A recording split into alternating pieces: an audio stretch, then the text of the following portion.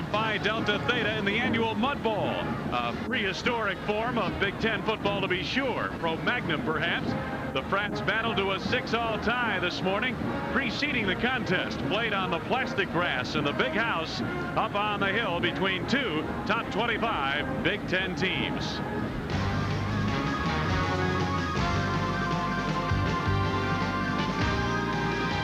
Iowa head coach Hayden Fry is the dean of Big Ten coaches. His Hawkeyes feature the twin running tandem of 255-pound power back Nick Bell and the darting cutback moves of Tony Stewart. The Hawkeyes are running the ball with authority this season. Always a challenge on the road to Pasadena are the Michigan Wolverines. This field goal in 1985 beat Michigan and clinched a Rose Bowl berth for Iowa, their second under Fry.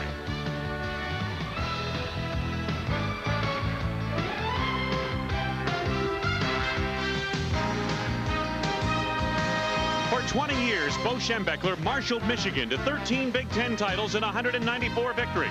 Now the torch has been passed to his assistant, Gary Moeller, whose brief tenure has seen the high of a #1 national ranking in the depths of this controversial loss to cross-state rival Michigan State, all in the span of a week. As the Wolverines look to rebound from last week's disappointment, they look to the nation's leading rusher, number 25, John Vaughn. Today, it's Iowa and Michigan on ESPN.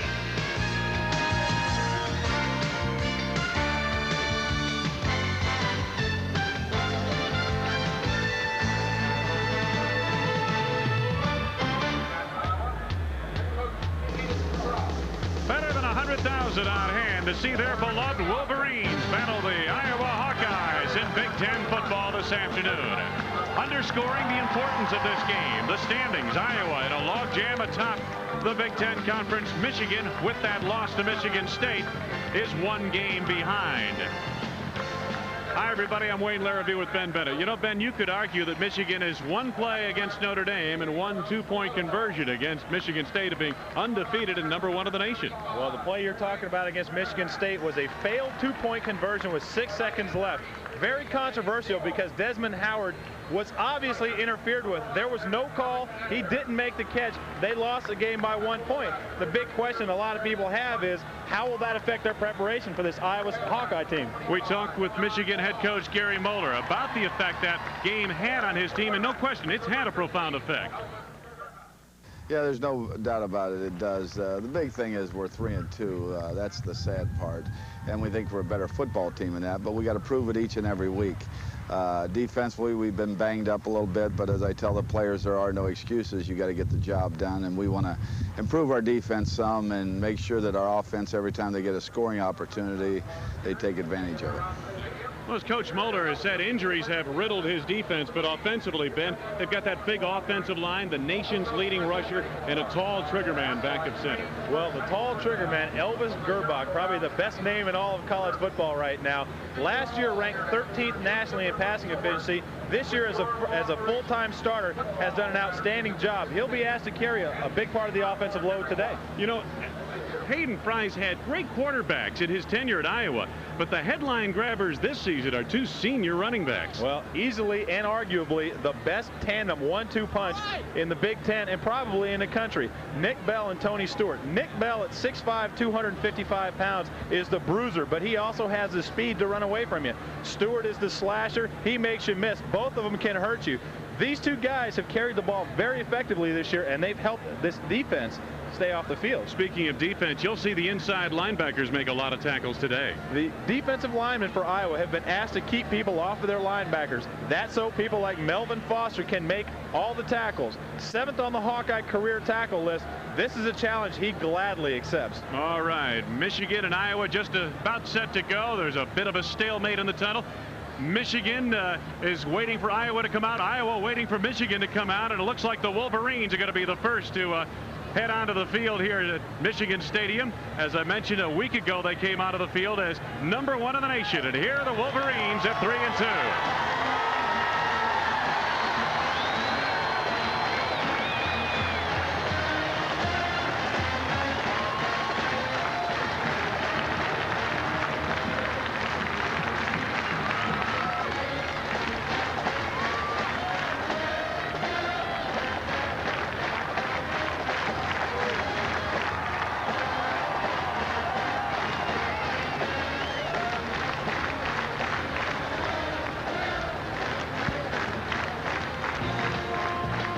ESPN's Big Ten College Football is brought to you by Pizza Hut, home of pan pizza that's winning the hearts of America.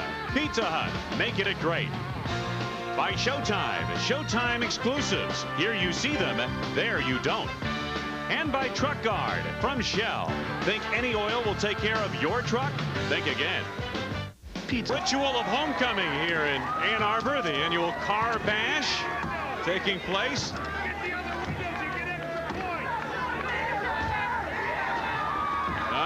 Fun on the college campus. You can get away with anything up here, huh? Iowa and Michigan. Hawkeyes 22nd ranked to the nation. Wolverines number 10. We've got a gorgeous day for college football. Temperature 60 degrees, sunny skies.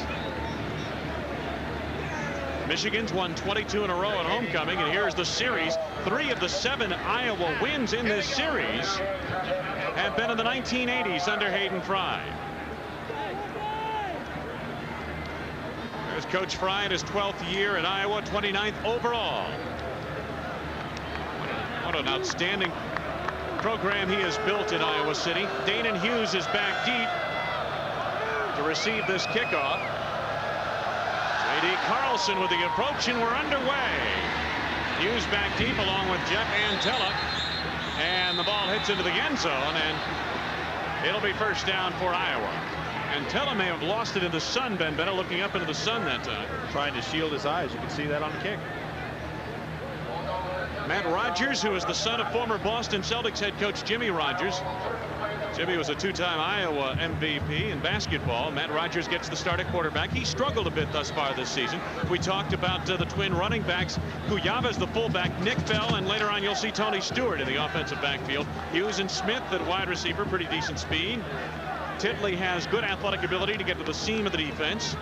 Devlin up front comes from a line of Iowa centers. Agutter and Belliser. Belliser's a new starter this year. Davis and Baxley are at the tackle spots. First down for the Iowa Hawkeyes. Titley in motion. Nick Bell picking his way. He is 255 pounds. Simpson made the stop on the play. Take a look at the Michigan defense. T.J. Osmond gets the start up front of the nose guard position. Mike Evans and Chris Hutchinson, not sure how much Hutchinson will play. He's had a back problem. Dobrev and Anderson started inside linebackers.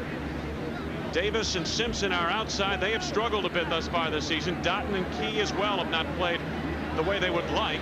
Welburn and Murray are well-decorated safeties, especially Welburn. He's an All-America. Second down. Second and 7. Bell gets the call again. Bell met in the hole. He went nowhere. Davis and Bone on the tackle. And anytime you see a linebacker come up and stuff Nick Bell at 6'5", 255 pounds, you're talking about an act right there. They really got to work hard to put that boy in his tracks. Hutchinson apparently unable to make the starting lineup here in this ball game. They're hopeful they'll get a couple of plays out of him. He has a back injury, not unlike back spasms, but it's a little more serious than that. And it's a type of condition that flares on him. Third down at about 7. Rogers had lots of time. Gets by Osmond. Tripped up from behind by Simpson. Make that Rakowski on the stop.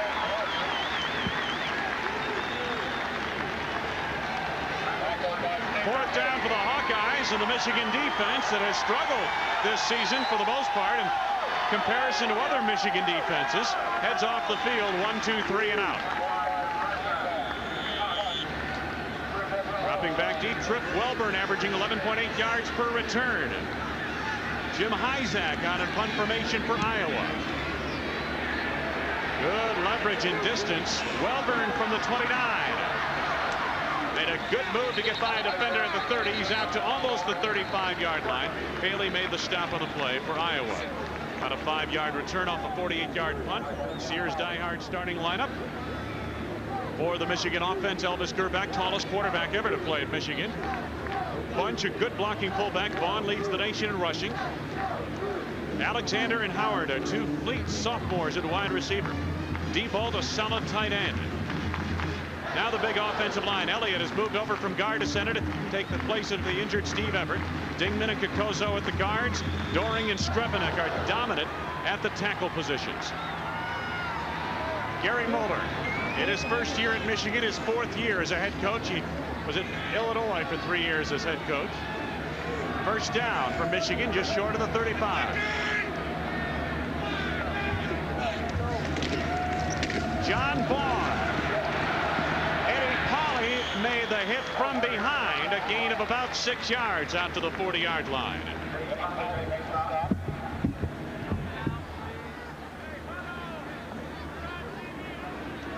John Vaughn, look at that, 60% of Michigan's rushing yardage thus far this season. And if you can believe it, he started last season as a defensive back and switched halfway through. Pretty shrewd move, I would have to say. Second down and 4. Elvis Grbac.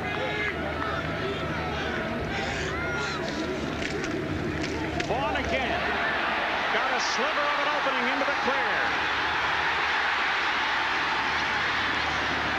Into Iowa territory to the 47-yard line. Merton Hanks made the tackle downfield.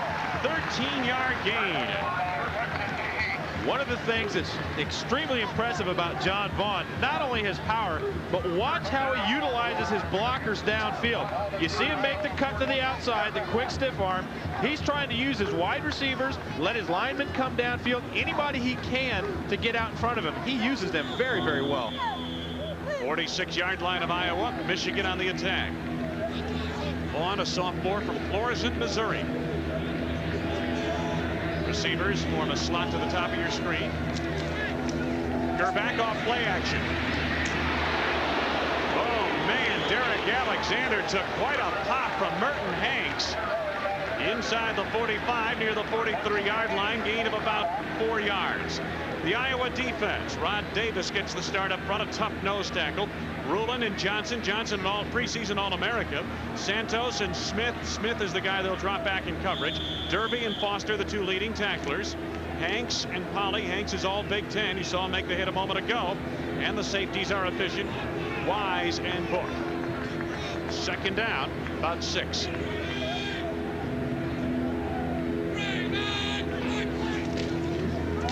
Vaughn slipped a bit as he made his cutback move, and Johnson takes him down. May have lost a yard. Back to the 44, and Michigan faces a 3rd down coming up.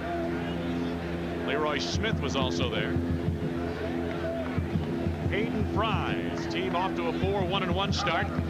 They were 5-6 a year ago, Ben, and had a streak of what, about 9 straight years in bowl games snapped with that season? Well, we had a chance to cover them against Ohio State last year where they were shut out. They really just did not look like a good football team. But this year they've got a lot more experience, and it's really, really paying off. 3rd down for Grbac and company.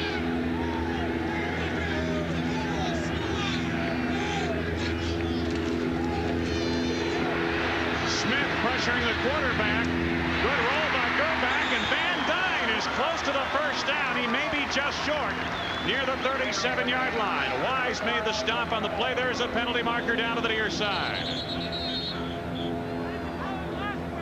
Van Dyne, I believe, is going to come up just a little bit short. Penalty marker down, as I mentioned. That little thing on the end of it, Ben, does that hurt when they hit you with that? It hurts when they pull it out of their pocket. Defense, offside. Tom Quinn, the referee, motions defense offsides. Early in the game, interesting decision, and this is why head coaches get paid millions of dollars to make these decisions. If you take the penalty, now you've got 3rd and 3. If you decline the penalty, you've got 4th and about 6 inches. But you have to figure with John Vaughn in your backfield and an offensive line the size of Michigan's, they figure they can pick up 4 or 5 inches. Well, Doring, Dingman, Elliott, Kokozo, and Strepanek left to right across that front line. They are about 290 plus pounds on average. And that's how much they have to go to the 1st down. Yeah, I would think that load of beef could get it done. Well, and at 6'5", Elvis Grbac could fall forward and pick it up by 3 yards. Yeah, you're right. It was a real pleasure to talk to him in the locker room yesterday before they went into their meetings. He's just a real down-to-earth kid. Seems like he's really happy to be here. Although I did sense that he was still a little stunned and a little bewildered by the controversial call that we spoke of in the opening last week against Michigan State. It's going to be 4th down. Michigan will go for the inches rather than yards on 3rd down. And so they'll go 4th down, maybe 3 inches instead of 3rd down, and maybe 3 yards. Well, just outside the Iowa 35. Any one of the 3 backs that they choose to run the ball, Bunch, Vaughn, or if Gerbach takes it himself, they're all running behind the same offensive line. So any one of the 3 of them has a pretty solid shot at picking up 4 inches. Hawkeyes have played the run exceptionally well, but Michigan is one of the nation's leading ground gaining teams. 4th down and inches. The only real worry Michigan has right here is a missed blocking assignment or a bad center to quarterback exchange.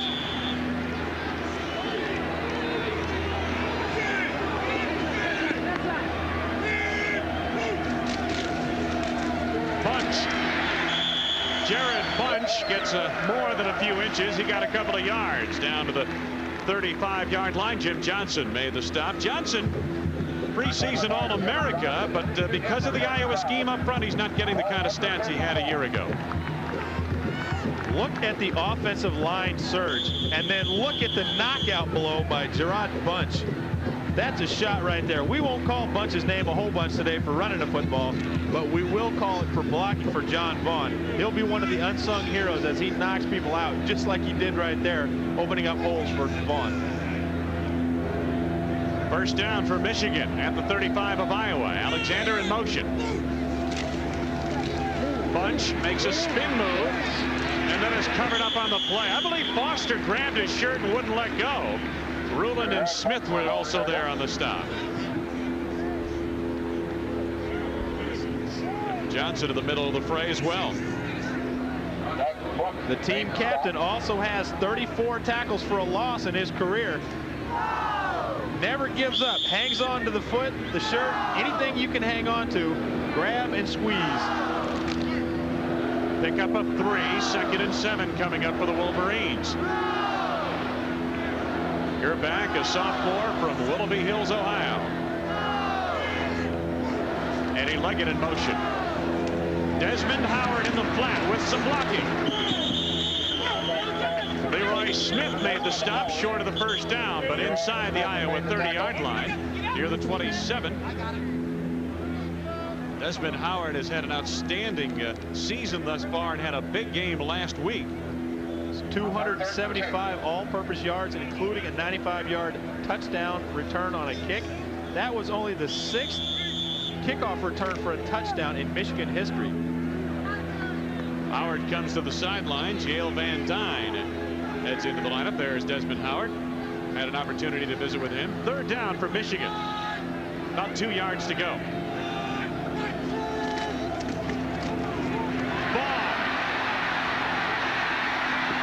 Taken out of bounds by Merton Hanks. It is a 1st down, Michigan at the 19 of Iowa.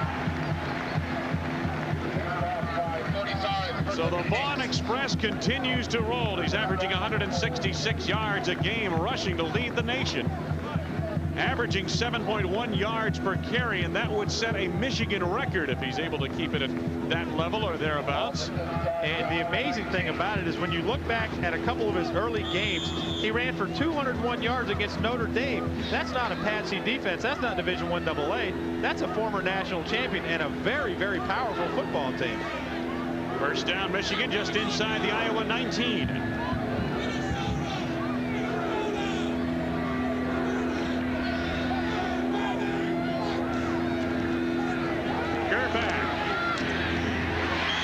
Catch made by the tight end Diebold. Gain of about 6 or 7 yards inside the 15. John Derby, the inside linebacker, had the coverage. One of the advantages of being 6'5" at the quarterback spot, you can see over this mammoth line that you have in front of him. Diebold gets down, turns away from the closest linebacker, and gives himself some separation. Very headsy play by Diebold. Desmond Howard coming to the near side. At wide receiver, it is 2nd down for Michigan.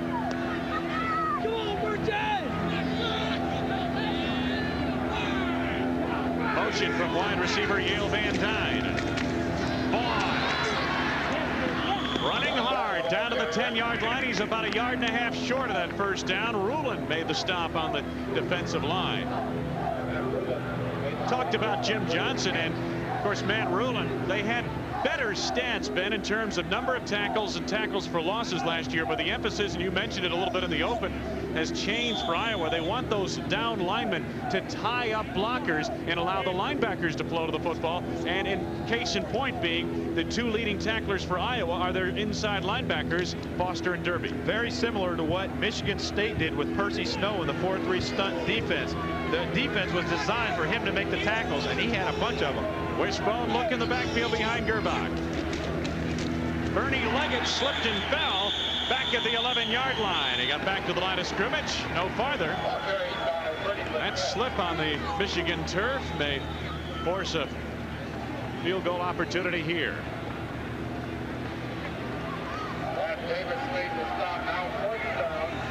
Gary Moeller has sent his field goal unit onto the field.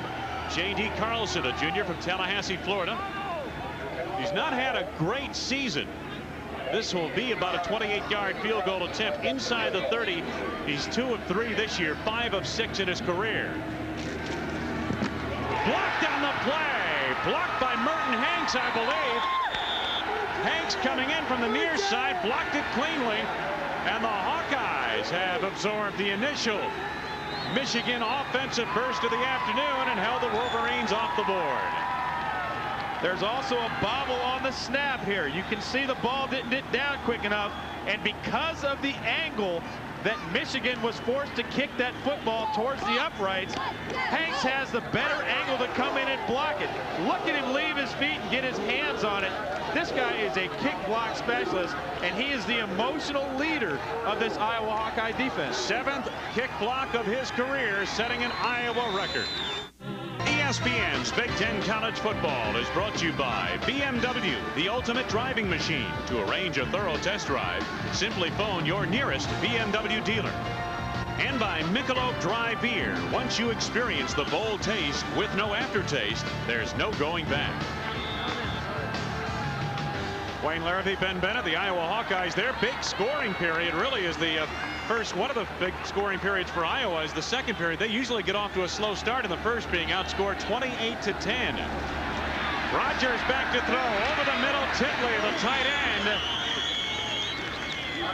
Talk to the Iowa offensive coordinator Carl Jackson about that play. The tight end has figured usually big in the Iowa-Michigan game, but of course Iowa's had great tight ends like Marv Cook and others who have played that position. Titley has the kind of athletic ability to hit the seam of the zone, and he did for 7 yards there. And on that type of play, in addition to picking up yardage, it gives your young quarterback some confidence. It gets him going early.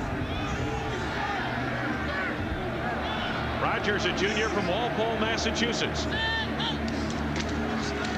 Kuyava, the fullback. Paul Kuyava in the lineup in place of Lou Montgomery, who's been down with an injury, suffered a collarbone injury at Michigan State. Kuyava filling in. Chris Bone made the stop along with Mike Evans along that defensive line. There's a look at Paul Kuyava. And if you don't think he was popular in high school, in addition to being a good athlete, he was a captain of the football, baseball, basketball, and track teams as a senior. Wow. It's a busy schedule. Did he ever have time for school or what? 3rd down for Iowa. Nick Bell stormed back. He got maybe a yard or 2, but they shove him back short of the 30. It depends on the spot of the ball in terms of the first down. I believe Iowa's going to be short. Both teams early on playing typical Big Ten smash mouth football. Throw the football short, make sure of the completion, run it, and try to wear your opponent down. There's no big surprises here so far. Isaac, a look at his work thus far this season. Hawkeye special teams MVP against Michigan. Trip Welburn tracks this one down. Good move. Welburn with lots of running room. To the Iowa 41. Michigan starts in business in plus territory. This return, the Hawkeyes had allowed just 12 punt return yards on 24 punts this season. This one, Trip Welburn motors for 35. The two things that make this successful: Welburn assures the catch, and then on his own with his athletic ability makes the first man miss. If you can get by that first line of defense, you pick up a wall of blockers, and the rest is smooth sailing until you get to the kicker or the safety.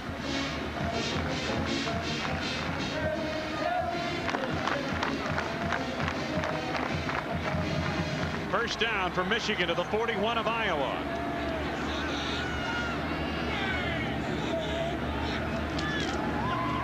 Vaughn. Moses Santos cut him off at the pass. Vaughn still gets about 3 yards. Rulin and Foster helped out. The Hawkeyes flow very well to the ball, and they will have to all afternoon to contain this young man. John Vaughn, number 25 for Michigan. Wayne, going back to that punt return, just to give people in the audience that have never been in that situation to catch a punt, imagine trying to thread a needle when you know you've got an angry pit bull running right at you. You have to concentrate, and you know at the same time you've got to get out of the way. Second down.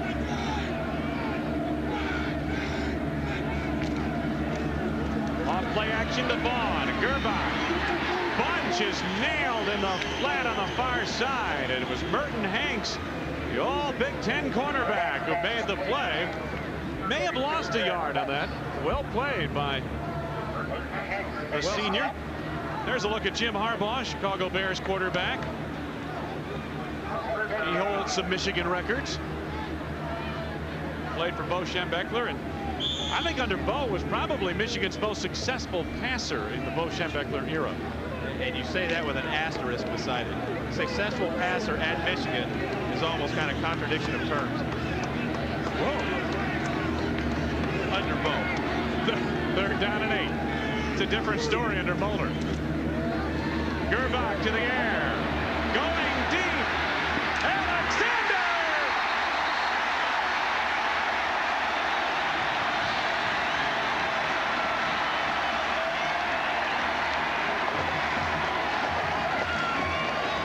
On the first 2 play action passes, Michigan threw short to the flat. You see Hanks starting to bind up short. That allows Alexander to run behind him. Gerbach puts it right on the money. And that is tremendous concentration by Alexander to hang on to that ball in a crowd. Derek Alexander, the sophomore from Detroit, Michigan, 37-yard pickup to the Hawkeye 2-yard line. Michigan first and goal.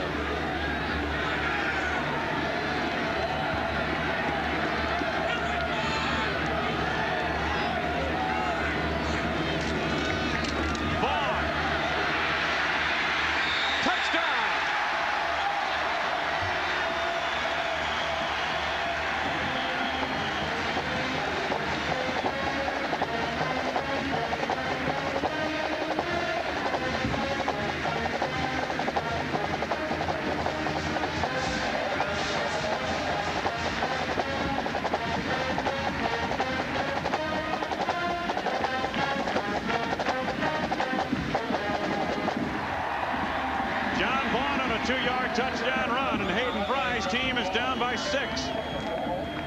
J.D. Carlson trying the point after.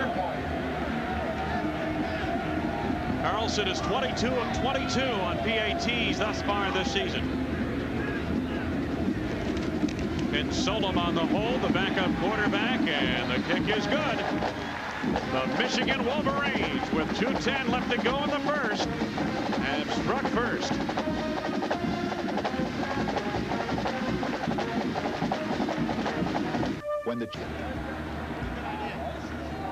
John Vaughn on the sideline just scored on a 2-yard touchdown run. As you watch the beginning of this play, watch the linebacker on your right, Melvin Foster, by the play fake in the middle. He's frozen for just that half a second. Now Vaughn has got about a 2-yard head start to the outside. Foster gets back out there, but he doesn't get back out there in time to stop Vaughn from beating him to the goal line. J.D. Carlson set to restart the game. Michigan leading 7-0, 2:10 to go. First period of play.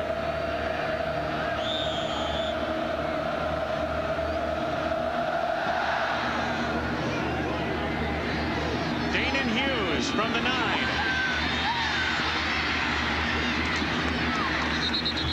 Hughes averaging 21.6 yards per return, gets it out across the 25. Ware and Townsend team up on the stop 20-yard return. There's the scoring drive. 37 of those yards came on a big pass play to Derek Alexander down to the Iowa 2-yard line, and Vaughn capped it. Talking to some of the Michigan fans in the hotel lobby last night, they were excited about John Vaughn and they were excited about how Michigan was playing, but they kept talking about, hey, you know, it's really neat to see this throwing the football thing. It was kind of something new for them.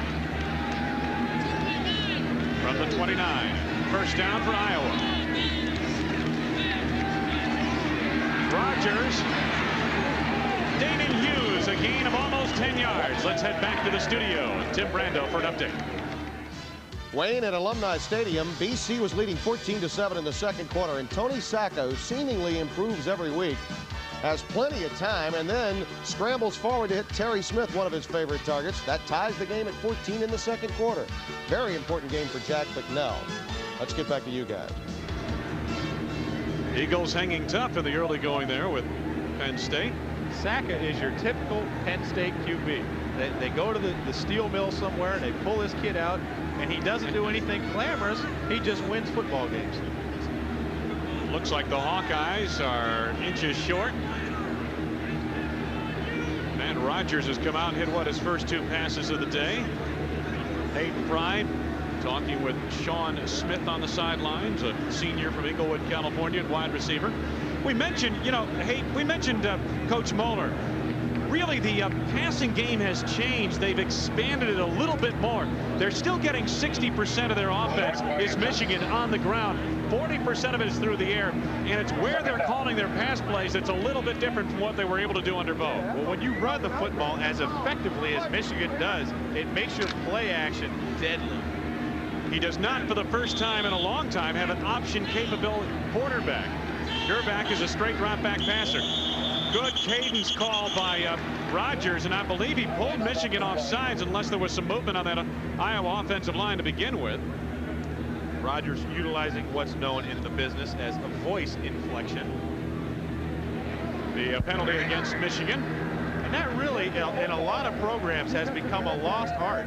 First down. That's the easiest way to pick up a first down that there is when it's less than 5 yards, is to get the lineman to jump off sides and snap the ball.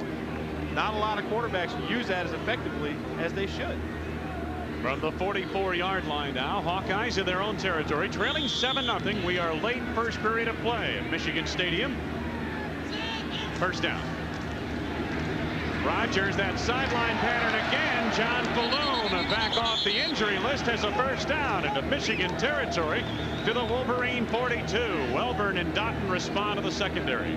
This is a kid who they weren't sure if he was going to be able to come back off of his knee injury. But once he got back, they said, hey, he doesn't look flashy, but boy, he sure does get the job done. He's where he's supposed to be. He runs good patterns, and he's got great hands. Limited to 5 games last year due to injuries. Falloon started 4 games as a freshman and caught 23 passes. And he averaged 15.9 yards a catch. First down for Iowa at the Michigan 42. Nick Bell.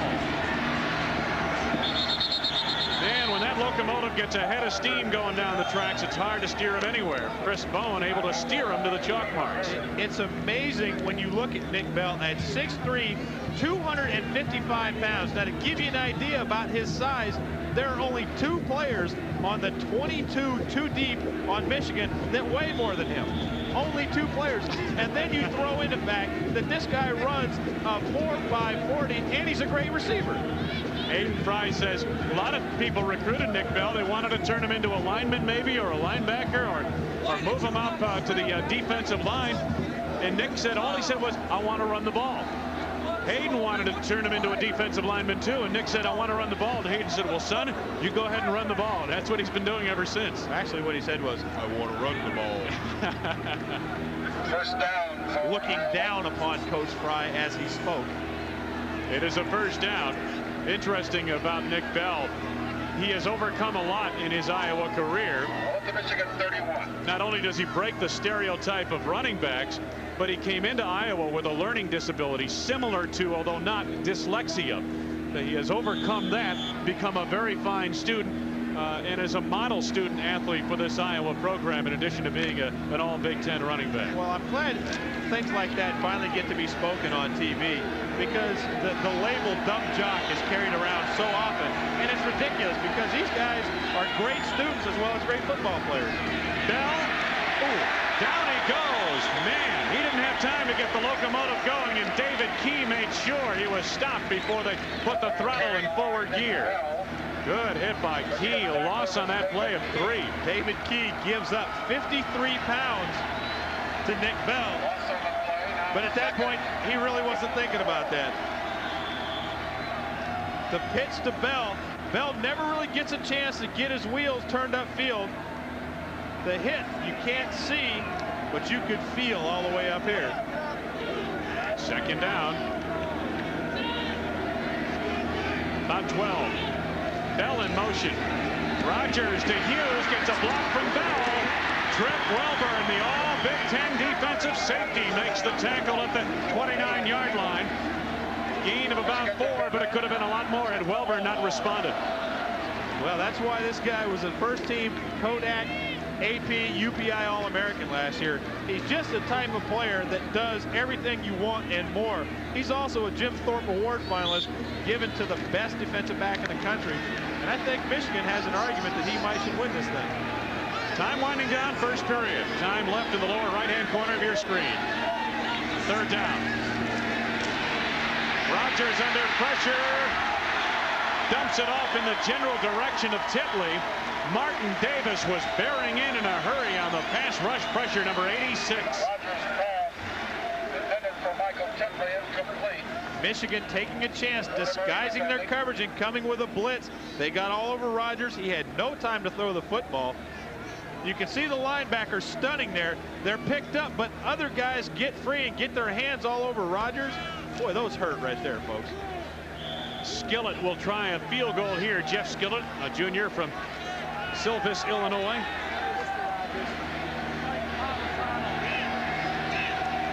About a 46-yarder. Blocked in the middle of the line. Covered by Jim Hartley. Beholder back near the 50. Blocked by Welburn. I believe it was Trip Welburn in the middle of the line, or it could have been Veda Murray. Well, Wayne, we saw a great picture yesterday when we were in the defensive coordinator from Michigan, Lloyd Carr's office, and it was exactly this. Veda Murray and Trip Welburn airborne, just a good 35 inches off the ground. That's skying right there, folks. Welburn gets his hands on the ball and blocks it. That's why that guy's a first-team All-American. Trip Welburn on the block, and Michigan as a result. There's a look at, well, you can barely see Trip. There he is, number 3. Michigan will start at the midfield marker. And I mentioned to you yesterday, what a great picture, because they were so high off the ground. Michigan near the Iowa 49. Penalty markers down, may have taken too much time. Michigan's had excellent field position on all of their drives here in this first period of play. 2 seconds to go in the period. Dead ball. Delay the game on Michigan. Please add 4 seconds to the clock.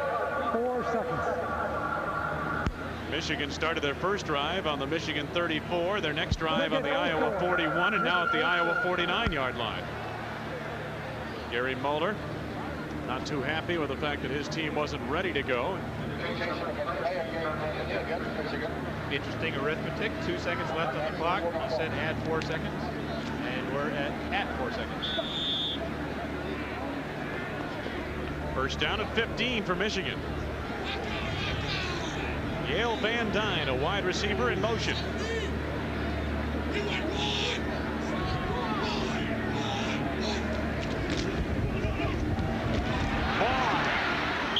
He got back about 5 yards. It'll be 2nd and 10 coming up. John Derby made the stop. First 15 minutes have concluded here at Michigan Stadium. The Wolverines have the lead. We're in Big Ten country. Michigan Stadium. Better than 100,000 on hand to see the Wolverines and the Hawkeyes. And the Hawkeyes getting roughed up pretty well here. They left him hung out to dry, didn't they? He's a resilient sort, though. You got to be to take a full speed hit like that and bounce back up. Those are marshmallows they're throwing at him down there. First down, second down, Michigan. About 10 yards to go. Gerbach setting up a screen. Dropped by Ricky Powers, the true freshman from Akron, Ohio. Rob Davis is coming on the pass rush, but Gerbach did a good job of setting up that screen. Very rarely will you ever see a play that just unfolds like that. Ricky Powers, had he hung onto the football, had over 1,000 pounds of body out in front of him, and he couldn't hang on to the football. Ricky came in as the second leading rusher, 175 yards rushing, but only one catch thus far this season. And won't improve much with an effort like that. Third down. About 10.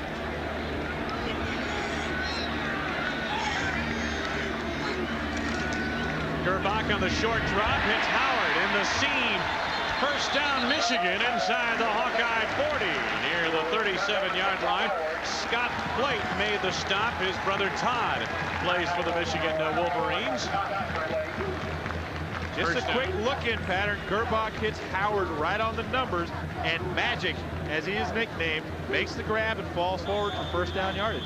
We were talking to Magic yesterday. He had a box of chicken with him, looking for a meeting. Said, you better wipe your hands. You're not going to catch any passes with that stuff on. First down to the 36.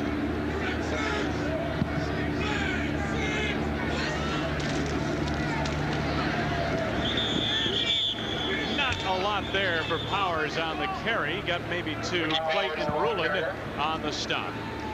Going back and talking to Desmond Howard yesterday, Howard said two things to us. One, on the controversial play in the end zone last week, he said, the guy took my clothes off, there's no question, but he did what he had to do. He was beaten. And we asked him, did you think you had the catch? He says, no, I don't think I had the catch. I had it, period. Desmond Howard, number 21. Ian Alexander, two outstanding receivers, just sophomores in this Michigan program. So is Gerbach, number 15, the quarterback, on second down.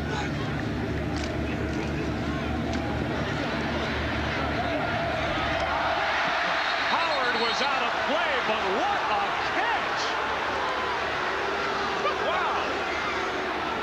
Scott Plate forced him out. Here's Desmond Howard at 5'9" tall, playing like Kareem Abdul-Jabbar and jumping like Michael Jordan. Watch the athletic ability. Up in the air, hit as he catches the ball, turns almost completely upside down, and hangs on to it. Woo! This is, I'm not even going to say anything else. I'm just going to watch.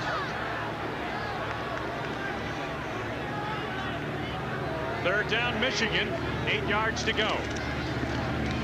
Gerbach trying to hit the seam again. That pass knocked down in the line by Matt Ruland, the 6'5" senior from Hilbert, Wisconsin. So it is fourth down for Michigan. Hayden Fry looks on from the Iowa sidelines. There's Ruland, number 57. Ruland last year, second team all Big Ten, and in 1989 had 16 tackles for a loss. Now again, we've mentioned that the emphasis is for the linebackers to make the hits, but I promise you, these guys will still come through. Matt Ruland and Jim Johnson, they'll make a lot of big hits. Eddie Oscona on in punt formation. Only 3 of his kicks this year have been returned. He's going for the corner of the coffin, perhaps. No, he wanted to hit a pooch kick, and this one sails to the near side of the end zone, out of play. Got a break of the action with 13:32 to go. First half of play, it's Michigan on top. Wayne Larrivee, Ben Bennett, 100,000 plus of our closest friends on hand. First down, Hawkeyes at the 20-yard line of Iowa. It's 7-0 Michigan. Early second period of play. Play action from Rodgers. got a man open on the sidelines. Danon Hughes has a first down up near the 36-yard line. Todd Flake, Martin Davis team up on the stop. Well, through its coverage of Big Ten football, ESPN is interested in supporting and curious to find out what type of talent the journalism schools of these great universities are producing. To that end, our sideline reporter today is Michigan grad student Bob Meadows of Detroit, Michigan. Looking forward to hearing from Bob a little bit later on this afternoon. First down Hawkeyes on a gain of 16 yards out to the 36. And Smith at the bottom of your screen. Hughes at the top. A little more emphasis on the pass today. That ball tipped in the line. Intercepted, no. He did not come down with it. Did not hold possession.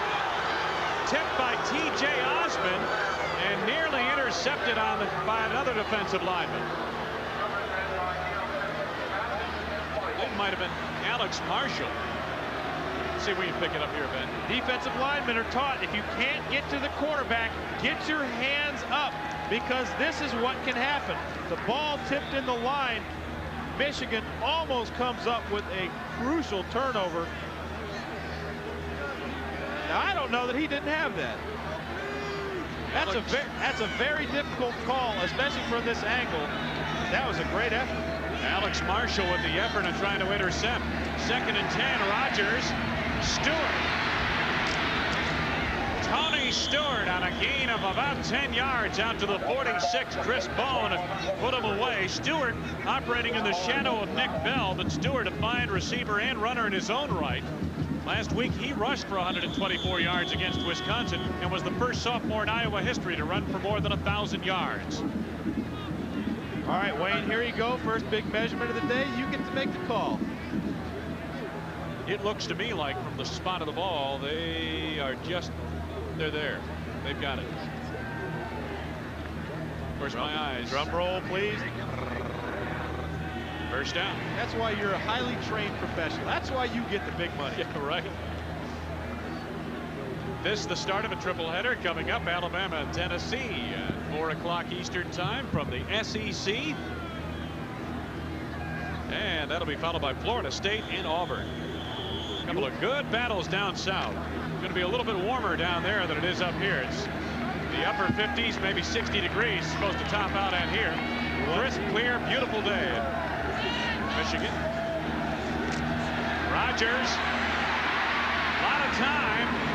Finds his man, Saunders. And Michael Saunders is heard from for the first time today on a gain of about 7. Let's head back to the studio. Tim Brando. Sheridan's Wolfpack of NC State historically have played Clemson tough at home, and they're driving, leading 14-3, and they fumble. And of course now you can return it. The new rule implementation of this season picked up by Dexter Davis. It's a 53-yard touchdown scamper, and the Tigers looking strong, coming back 14-9 in the second quarter. They missed the extra point. Second down for the Iowa Hawkeyes right here. Second and about 3, 47-yard line of Michigan. Rogers on an option.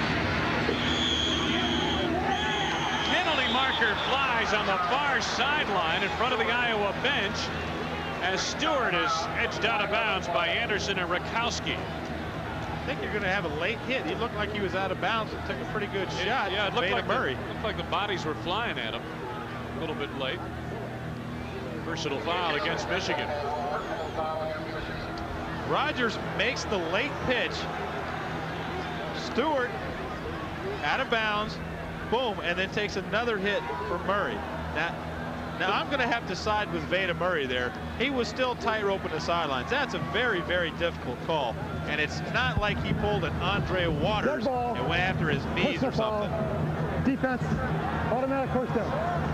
Tom Quinn, heading up the crew of Big Ten officials. The Hawkeyes off that penalty now have the football first down to the 32 of Michigan. Talking about Andre Waters, who of Monday night fame the other night, taking shots at a quarterback's knees twice deliberately when a quarterback, 1 was out of bounds and 2 had thrown the football. There is no place for that in professional, college, high school, anywhere. Not even in the Mud Bowl they played here earlier today. First down from the 32.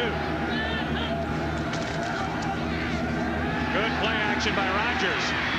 Nice strike over the middle. Saunders inside the 5. Flake made the stop along with Chris Bone. 28-yard completion. A well-executed play. Rodgers shows tremendous patience on this play. He makes the play fake, and as he rolls out, he's got a guy open in the flat. He's got the tight end open next, but he waits for Saunders to come into the hole, makes a catch on full stride, gets down to the 4-yard line. Iowa ready to strike here. First and goal, Hawkeyes at the Michigan 4.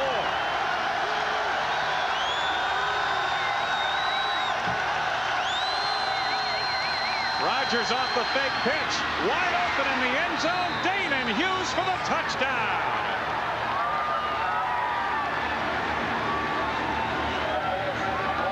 The Herky Hawkeyes fired up now, and so are the folks who made their way over here from Iowa City.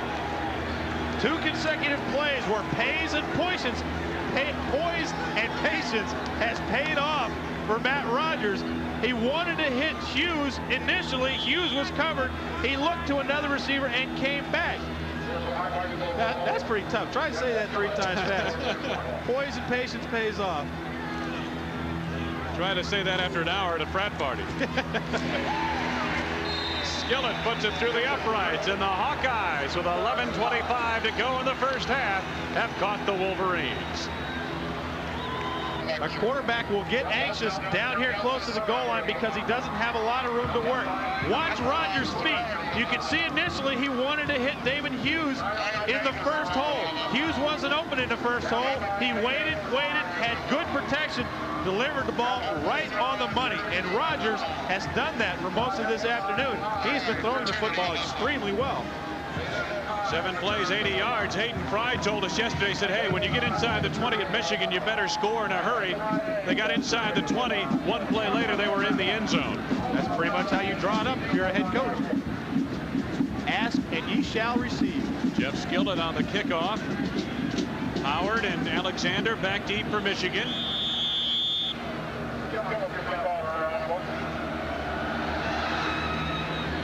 Squibbing it a bit. Alexander with a posse out to the 45, and again Michigan gets excellent field position off their return game. Got a break of the action. Let's get on to our sideline reporter Bob Meadows. Thanks, Wayne. As you know, it is homecoming here in Michigan this week. And we already saw results of the Mud Bowl earlier this morning, but there were other events last night that included a pep rally and a car bashing contest. But it seems the main activity for alumni last night was shopping. In fact, one local retailer said he wished it was homecoming every weekend because business was so good. Back up to you. All right, thank you, Bob. Homecoming almost like Christmas for a retailer here in Ann Arbor. First down to the 45. John Vaughn. Boy, he doesn't need much of a seam. He picks up a quick 10 yards. Smith and Book on the stop for Iowa. When you see John Vaughn pick up 10, 12, 14 yards like that, you can credit the offensive line and the fullbacks. You're going to see this later in the game. I'm not going out on a limb when I say this. You're going to see him break into the secondary, and you're going to see him break a long run, and you're going to credit that one to the wide receivers blocking downfield. 2nd and 1.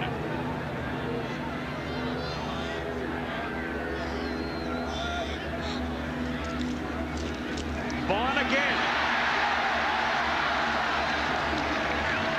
And to wait for his blocking downfield, wide receiver Yale Van Dyne is trying to handle a couple of Hawkeyes, and Jason Olenczak got the running back from behind. First down yardage down to the 35-yard line. You ask your wide receivers to block one of 2 ways. You either stalk block and stay in the front and let your running back make a move off you, or you cut. Van Dyne is stalking. He's got a guy out in front of him.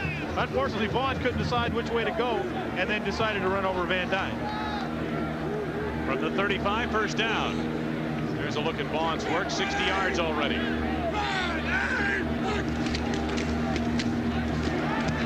Jared Bunch Nicely done. He really picked his way well off the right side of that offensive line. Olenzak and Derby team up on the stop, gain of almost 10 yards once again. Jeff Skillett on the sidelines receiving some help from the trainer. It's like a left shoulder may have injured it on the last kickoff fray. Skillett, the kicker for Iowa. Kickers are not accustomed to laying leather on running backs and return people.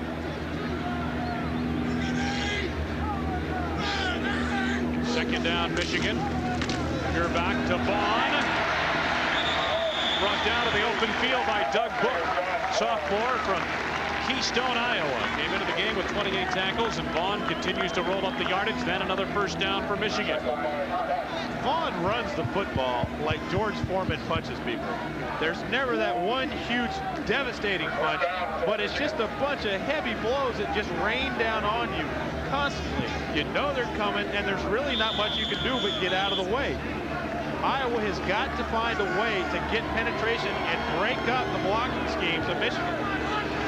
First down, Wolverines at the 18 of the Hawkeyes.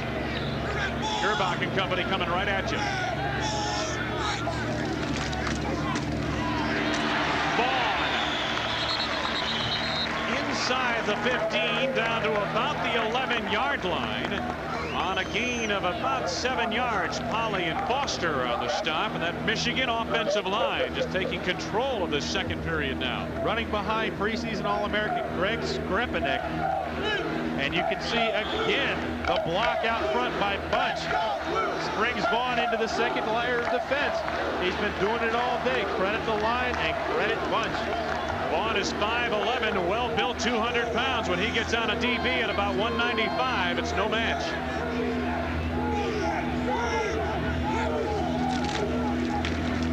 Bunch picking his way, waiting for the blocking, and then tried a bit of a cutback move, and Rulin got over to make the stop for Iowa after a gain of about 2 yards. Third short yardage for Michigan, and earlier at the other end of the field in this same situation, they went to the wishbone and they gave the football to Bernie Leggett. I think when you've got a player with the ability of John Vaughn, who is running the football as well as he has been, I think you got to get the ball in his hands. They've run 6 plays on this drive. All of them have been on the ground. Third down and short. Third and about 2. Vaughn. Wrestled out of bounds just inside the first down marker at the 7-yard line of Iowa. Doug Bunch, the free safety, again came up from the secondary.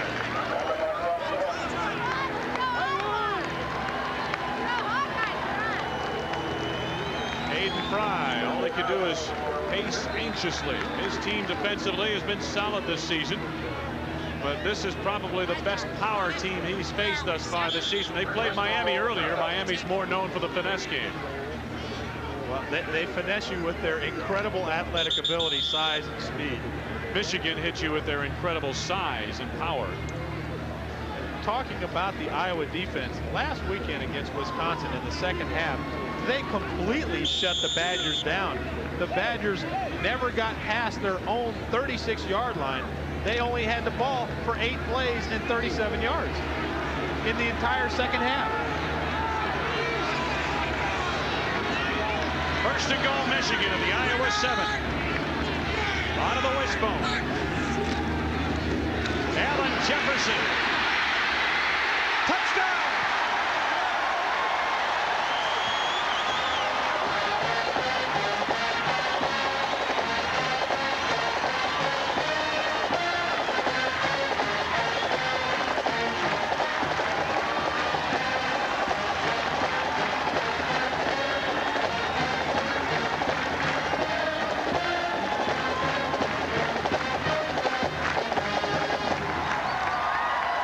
Two-time Mansfield Relays 100-meter champion. He ran the fastest in that meet since Jesse Owens when he was in high school, but he's been injury-riddled through his football career here at Michigan. Allen Jefferson scores the second touchdown of the game for the Wolverines. J.D. Carlson with the point after, and Michigan has recaptured the lead with 7:34 left to go. First half. A quick peek into the sophisticated coaching in college football. Okay, big guys run out and knock somebody down. Little guy, take the ball, find out where they're not, and run it into the end zone. Good second effort here, though, to pick it up. Tremendous effort. This is a fella that has just a desire to get the ball into the end zone. A lot of guys can take a hit and go down and be happy with the 3 or 4 yard gain. But when you get down that close, as you see the smile on his face, he says, give me the ball. I'm going to get it in there. Jefferson, as I mentioned, highly touted out of high school as a track star, but injury riddled throughout his Michigan career. J.D. Carlson has it on the tee, number 38 in your picture. Twin safeties, Handle on the far side, and Hughes on the near side. Hughes coming up for it and going to let it hit out of bounds. We didn't really mention at the top of the telecast, but down on the field there is a pretty stiff breeze blowing from right to left on your screen. On the kicking team, kicking the ball out of bounds. They'll back him up 5 yards and do it over again. They have the choice of taking the ball on the 35 or making Michigan kick the football again. With the breeze blowing right in the face of Michigan, they figure they've got a chance to pick up more yards and get it out past the 35. It is a gorgeous, crisp, clear, cool day. Somewhat breezy here. Michigan Stadium in Ann Arbor. This is what college football is all about. You've got two well-coached teams, a beautiful afternoon, pretty cheerleaders, 105,000 people, and ESPN brings it to you in the comfort of your own home. Carlson's kick hooking toward the far side. Andola on the run at the 19. Gets out to the 30 and is turned back near the 32-yard line. Todd Plate made the stop on the play. Iowa will take it 1st and 10. Coming up tomorrow, well, the season debut, of course, of NFL football on ESPN is coming up on November 11th. And tomorrow the crew will be on hand for NFL Game Day and NFL Primetime, noon Eastern, right here on ESPN. Yeah, I think that one's going to be real close, Wayne. How about you? No comment. Dallas, I'm living in Dallas now, and to watch the Cowboys, they've got a lot of potential, but a lot of potential is a heavy burden to carry when it's not coming to its fruition. First down, Rodgers to the air. Got a man wide open. Kuyaba, the fullback, he's out near the 40-yard line on a gain of about 8 yards. Sent back to the studio. Another update from Tim Brando. Tim? The Kansas Jayhawks are improving, fellas, but they haven't improved enough to handle Darian Hagan, who looks for the versatile Mike Pritchard. Colorado just on the scoreboard. They now lead it by a count of 17-0. The enemy's already had a touchdown run in the game, Wade. Second down for Iowa, about 3 yards to go.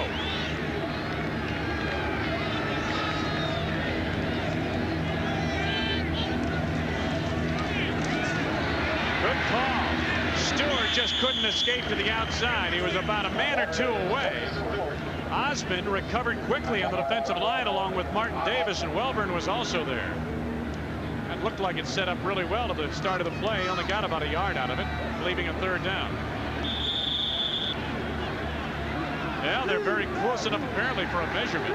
Now I'm going to go out on a limb here, Wayne. This is my shot. You're 1 for 1. I'm going to say they're short.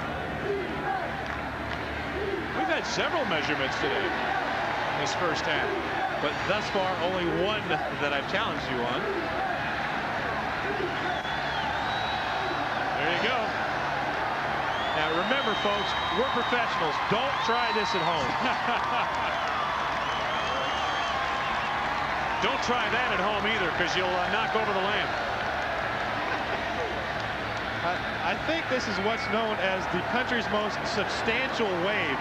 105,000 little ripples can cause what's known as a tsunami or a tidal wave. You like that? Tsunami, Duke education, education kicking in. There we go.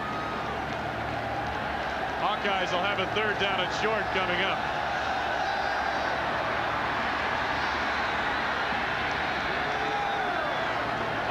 third down conversions has struggled today, but they've got a third and inches.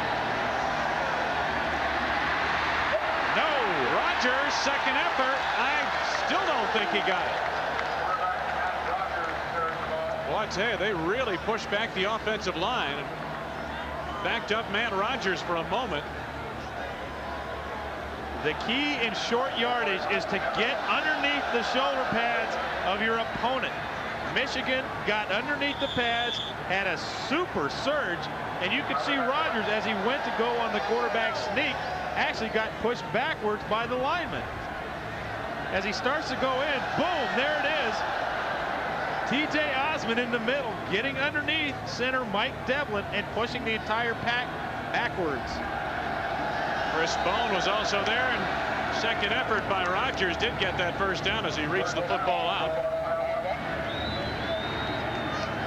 5:57 to go, first half of play. We've seen more of an emphasis on the passing game, Ben, this week from Iowa than we expected to see. Well, that's a surprise only in this week. We expected him to see Bell and Stewart running, but Iowa predominantly is a passing football team. They've thrown the ball well for a long time. Rodgers, you saw his numbers, 10 out of 12. He's had a good day, fumbles the snap, picks it up. Rodgers trying to plow forward, may have actually gotten a yard out of that to the 44. And Iowa will go second and 9. Osmond right there in the middle of it for Michigan. Trying to do too much, think about too many things. You forget about the most basic part of the game is to take the quarterback center exchange cleanly. But look at the leg drive. Boy, I like to see QBs doing that. Power personified. It's just that you guys don't have the thighs for it, see? Oh, now it's a tax on my purses. Second down and 9. Rodgers. Kuyava, the fullback, is close to a first down inside Michigan territory. At the 48-yard line, Beta Murray forced him out on the near side.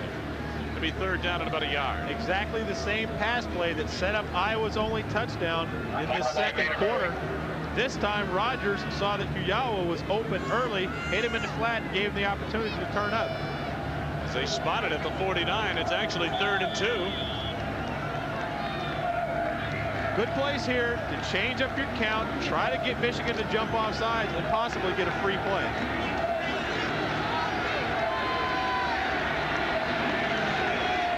Saunders, the lone receiver, to the top of your screen. Stewart met in the hole. Anderson, the linebacker. 48 tackles on the season coming in, the leading tackler for the Michigan defense. He was there in the hole. Hayden Fry faced with fourth down and 2. And wants to take a little bit of time to ponder this fourth down call. Michigan on a stunt to the left. Look at the fill right there by Eric Anderson. Linebackers find the gaps. Running backs meet him in the hole. Decision time for Fry and company. Here at Michigan Stadium tells it all. Iowa facing a 4th and 2. The football to the 49-yard line. Michigan territory. 4:28 to go in the first half. That has the Wolverines on top 14-7. And Wayne, in the year of the 5th play, not long ago, one sideline marker has 4th down, the one that you're looking at. The one on the nearest sideline shows 3rd down. There it is. You can see it at the bottom of your screen. Now he's going to change it. There he goes. They must have been listening. I doubt it. 4th down, Iowa.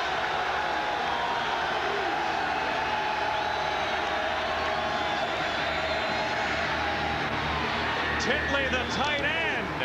Anderson had the coverage, and Rodgers had to make a good throw to pick up the first down to the 43. We head to the studio for an updated Tim Brando. After a Virginia fumble, the #1 Wahoos watched Tony Rodgers of Wake Forest pop to the outside and get in for the touchdown. The Demon Deacons have a 14-9 lead, 9:15 remaining in the second quarter. We'll keep a watchful eye on this one, Wayne and Ben. Tim, I think number 1's a curse more than it is anything else. It may be worse than Sports Illustrated being on the cover. First down for the 43. Rodgers gets away. Penalty marker is down. Rodgers forced out of the 39. Penalty marker down. Anderson forced him out of the near side. Could be for a hold.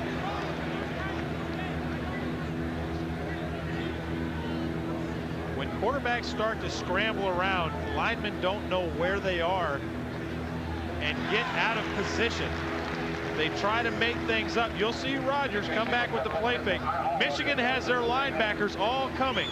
Rodgers does a super job to step up in the pocket right there and avoid the rush, and watch the little move right here, boink, to get back outside.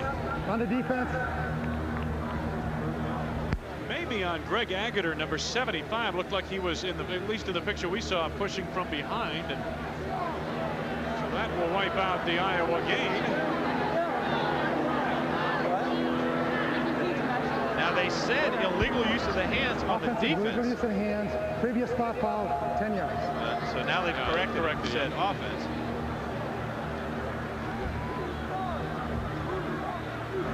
Okay. On the left-hand side of your screen, as you see Rodgers step up inside, good move right there to get away from the rush. May have been at that point that Agater is guilty of the foul. A little bit farther along on that play. I think you could have seen the shove. First and 20 now. Iowa back at the Hawkeye 47. See what happens, Wayne, is when you're a lineman, you're shoving a guy, shoving a guy, shoving a guy, expecting your quarterback to be behind you. All of a sudden the lineman turns and you're ended up shoving him in the back. Matt Rodgers.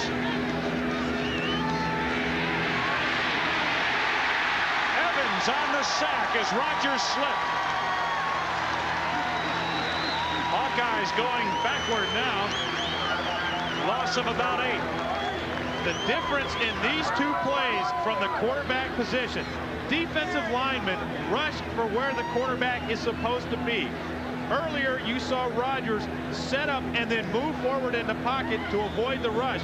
That time, with his foot slipped, he could not move up in the pocket. Michigan got all over him. Look at that statistic. This year, no one has touched Gerbach in a sack situation. Second and long. Stewart. Man, he got a lot of that back. It'll be third down and about 13 yards to go. David Key recovered. He got about 16 on that gallop. And even with his habits, he probably is about the yardage he picked up. I know he's a little frustrated because he thinks he might have had more, but he had to avoid the referee to get up inside. Part of the game, Ben, part of the game. Man-made obstacles. Under 3 minutes to go in the half.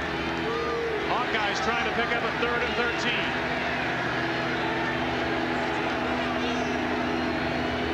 Rodgers changing the play at the line, now set to go. Tip, bobbled and dropped. Malone had a shot at it after the tip by Chris Ball, the linebacker. Throughout the entire game, Iowa has had success throwing underneath Michigan's linebackers. They're getting 15 to 16-yard drops. Balloon coming into the middle. The ball is tipped. He almost makes the catch, but he knows that Wellborn and Murray are coming up to leave their calling cards on the back of his head. Isaac in punt formation.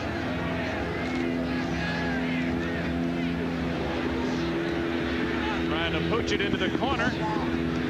Stays in play, taking an Iowa bounce, and Michigan will start this drive from their poorest field position of the first half to begin a drive just short of the Michigan 14-yard line. Not a bad placement from Isaac, who has now knocked 7 inside the 20. I'm impressed with the way this fella punts the football. There's our story.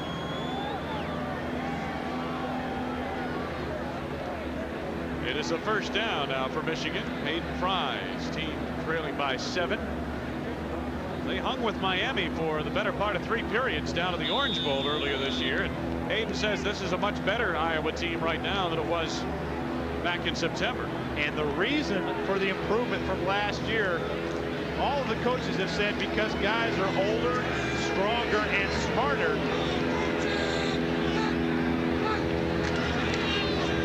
John Vaughn, Melvin Foster on the stop. Short of the 20-yard line, gain of about 5 yards on the play. And talking about, to follow up the point, talking about older and wiser and smarter, they're also leaner. They're a little bit lighter this year. Coming up, Formula One Grand Prix of Japan, 8:30 a.m. Eastern Time. 2 races remain in the series. Ayrton Senna can clinch the championship with 1 victory. Alain Prost can keep his title with 2 wins in the final 3 races. Coming up tomorrow on ESPN. Second down, Michigan, about 5 yards to go. Vaughn fumbles, covered by the Hawkeyes, inside the Michigan 15. Rod Davis gathered it in. That ball came loose up into the air, and it was almost catchable on the fly. It looked like Gerbach's hand got caught in here on the handoff, and the ball just popped up. You could see the ball never went in there. His hand didn't pull out cleanly, and the ball pulled right out of Vaughn's stomach. It is a first down, Hawkeyes. The football just inside the 13-yard line. Rod Davis made the play. Number 54 right there in your picture. Junior out of Queens, New York. The same high school that produced Ronnie Harmon, who was a star for Hayden Fry's Rose Bowl team back in the early 80s. Rodgers. Titley, the tight end, down to the 4. Gain of about 9. Anderson and Bone on the stop. The dimension that Titley adds to your passing offense, besides the fact that he has just all the superlatives you can think of for hands, is he has speed and athletic ability to stretch the middle of any zone. He's 6'3" and 235. He can shield the defenders as well. At a Nassau Community College where he was a JC All-American. Power eye for the Hawkeyes. Marvin Lampkin slipped on the turf. We've seen several Hawkeyes slip out there today. A couple of injured players down in the field. You see one for Iowa. That's Titley, the tight end. Let's see if we can pick up the collision here. 84 is Titley. You can see the left leg gets caught. And as it's caught underneath, the linebacker engaged with Titley, didn't let go. Now that's not something that was intentional because he wasn't looking at Titley, he was looking at the ball carrier. But it's something that you can see, folks, looks painful, and I promise you, it's as painful or more so than it looks. Sometimes you can hyperextend a knee like that, Ben Kancher. Oh, absolutely. As you look, if you could see the bottom of Titley's cleats, they're the studded kind, which will stick in the turf when you're planted. Now, his left foot is planted right there and doesn't move as they roll into him. To add insult to injury, he's caught by the top of the shoulder pads and can't twist away. A lot of times when you're caught and you get hit, if your upper body is free, you can spin to avoid really getting hurt. But you could see he had no way to spin that time. Titley has played a role here today. He's been a big man in Iowa plans at times. In terms of opening up some of the passing lanes, he heads off pretty much under his own power. And Wayne, you can't imagine the myriad of thoughts that go through your mind as that injury is happening and as you're laying there on the ground, especially if you've never really had a knee injury before. You're laying there and visions of Gale Sayers and all those kind of things, and just the worst ideas in the world go through your head. And a lot of times guys will lay there until they're sure that everything's still attached. Alan Cross comes in for Titley. He is a former walk-on, a sophomore from San Diego, tight end. Third down, goal to go at the Michigan 5. Bell in motion. Rodgers on a keeper. Storm back at the 1. Time winding down in this first half of play. Murray and Anderson respond along with Trip Welburn. That's how many seconds are left. Coming up at halftime. Days in halftime report with Tim Brando and Lee Corso. Scores and highlights around college football today.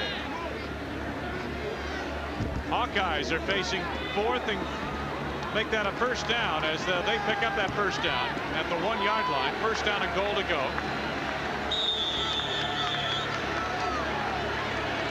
Iowa has let the clock run. They had 19 seconds and they went into the huddle. The clock stopped on the first down. All right. Lampkin to the end zone. Time has expired in this first half according to the scoreboard. Michigan team is heading to the locker room. The Hawkeyes are short of that goal line. That is a huge mental error. They had the clock stopped when they got the first down and there were 19 seconds left. The scoreboard shows 2 timeouts left. They went into the huddle with 19 seconds left and came out with 10 seconds left. Hayden Fry talking with his field general, Matt Rogers, about that very fact. And it cost Iowa a shot at a score. Huge mental error. Reach halftime.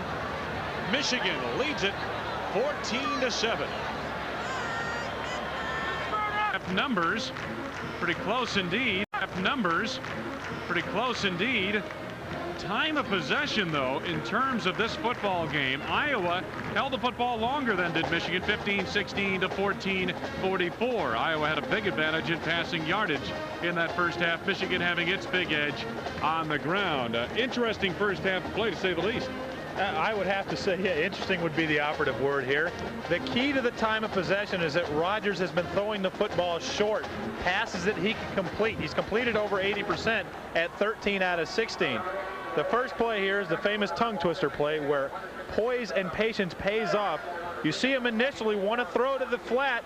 He double clutches, pulls back, waits for Danon Hughes to get open in the back of the end zone for Iowa's only touchdown of the half. Michigan came right back, countered with a long sustained drive where they ran the football. And there it is. They just bang people out of the way. Jefferson makes a great effort and bangs into the end zone. Put Michigan up 14-7. Well, Michigan's John Vaughn had an outstanding first half of play as well, but really I think what people are going to be talking about is the way Iowa quarterback Matt Rogers handled the end of the first half. Well, it's not actually a play that was run or not run. It was the inability of Iowa to realize that while they had 19 seconds left and 2 timeouts, the clock started to run while they were still in the huddle. Hayden Fry as upset at himself as he is at Rogers, because he should have been able to see it and make the call as well as Rogers. Nobody realized that the clock was ticking. It cost them probably 3 shots at the end zone because they had first and goal with 19 seconds left and 2 timeouts. And so we start the second half of play. Iowa left at the doorstep. Time of possession, though, in terms of this football game, Iowa held the football longer than did Michigan, 15-16 to 14-44. Iowa had a big advantage in passing yardage in that first half, Michigan having its big edge on the ground. Interesting first half play, to say the least. I would have to say, yeah, interesting would be the operative word here. The key to the time of possession is that Rogers has been throwing the football short, passes that he can complete. He's completed over 80% at 13 out of 16. The first play here is the famous tongue twister play where poise and patience pays off. You see him initially want to throw to the flat. He double clutches, pulls back, waits for Danon Hughes to get open in the back of the end zone for Iowa's only touchdown of the half. Michigan came right back, countered with a long sustained drive where they ran the football. And there it is. They just bang people out of the way. Jefferson makes a great effort and bangs into the end zone. Put Michigan up 14-7. Well, Michigan's John Vaughn had an outstanding first half of play as well, but really I think what people are going to be talking about is the way Iowa quarterback Matt Rogers handled the end of the first half. Well, it's not actually a play that was run or not run. It was the inability of Iowa to realize that while they had 19 seconds left and 2 timeouts. The clock started to run while they were still in the huddle. Hayden Fry as upset at himself as he is at Rogers, because he should have been able to see it and make the call, as well as Rogers. Nobody realized that the clock was ticking. It cost them probably 3 shots at the end zone because they had 1st and goal with 19 seconds left and 2 timeouts. And so we start the second half of play. Iowa left at the doorstep as we went to halftime, and they trail 14-7. Start of the 3rd period of play coming up. Vaughn, 76 yards, averaging 5.1 yard per carry for Michigan. He is the nation's leading rusher. The Iowa Hawkeyes will kick off to start the second half, and part of the sellout on hand here at Ann Arbor. Coming up later on today, big battle in the SEC. 3rd-ranked Tennessee takes on Alabama. Bama off to a slow start this year, but improving. Florida State and Auburn in a matchup of top 10 teams. The primetime game tonight. Ron Franklin and Gary Danielson will be by for that one. As they say in the business, you want football, we got it. Gary Moeller on the sidelines. Not only is he the head coach at Michigan, he's also the offensive coordinator, calls the plays. Still looks like an assistant because he has all the headgear on and everything else.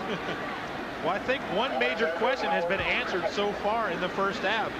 That disabling defeat last week against Michigan State hasn't carried over to this team in the first half. This one skips out of bounds, and the Wolverines will make the Hawkeyes do it over again. Skillett's been trying to. There's a look at. Boy, Kicking the ball out of bounds. that in the last 7 days, hanging an official in effigy has been something that has been in vogue here in Ann Arbor. I tell you, there's been quite a bit of official bashing around the country this entire season. The 5th play, Colorado, Missouri, we mentioned that earlier. They were disappointed that Colorado won the game on the 5th play with no time left. Again, an officiating mistake, an admitted mistake. And there have been other instances. Last week, the game that we did, Indiana, Ohio State. Indiana scored a touchdown to go ahead with less than 2 minutes left in the game, but a holding penalty that Coach Bill Mallory was not very happy about at all. Iowa now will kick from the 30-yard line. Alexander and Howard back deep for Michigan. And here's the boot by Skillett, again skipping across the 30, taken by one of the upbacks, Martin Davis. And old Martin Davis out across the 45 to the 47-yard line. First half possession chart for the Michigan Wolverines. Drove well, 55 yards, block field goal, good field position to begin their second drive, resulting in a TD. Again, drove 50 yards on their next drive, only to lose it on downs on a punt. And then again started in Iowa territory, scored from 55 yards. First down Michigan now. Again, they get good field position to start another drive from the 47-yard line in Michigan territory.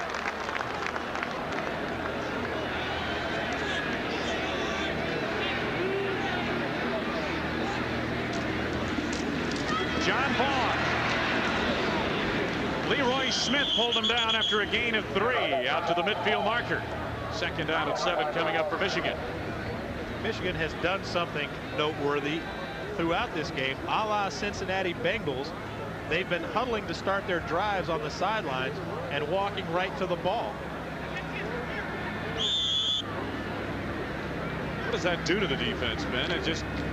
Well, it doesn't really do anything to the defense, but it gives the coaches a chance to speak to everybody on the offense and let them know exactly what they're looking for on the play that they've called. Second down. Vaughn again. This time they cut him off at the pass, gain of about 2 yards. Ruland and Foster on the stop. Take a look at the people that did the work for the Iowa Hawkeyes. Defensive backs, Book and Hanks making the majority of the tackles. Ruland and Smith on the defensive lines. This defense not really in sync because the linebackers, Derby and Foster, should be leading this defense in tackles. That's the way the defense is designed to work. The defensive linemen are not supposed to make the hits. They're supposed to occupy offensive linemen. 3rd and 4.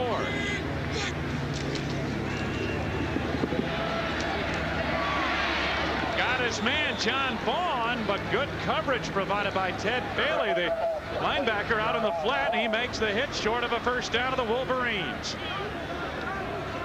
Be 4th and about 2. When you're in a situation like that, the most important thing to know is down and distance. On 3rd and 6, you can't run a 5-yard pass pattern, which is what John Vaughn did. Eddie Ascona in punt formation. Fair catch signal by Antela. Ball stays in play. No! Wolverines could not corner it. David Key was all over it, and somehow it escaped into the end zone.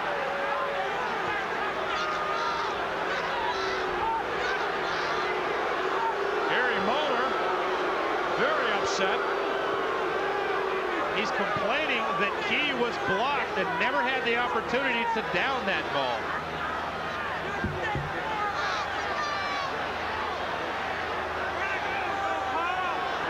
Hayden Price says, look good to me. I wish we had Otho Quartz up here, who's our sideline official. He could give us the exact ruling. I'm not sure exactly what the call is here.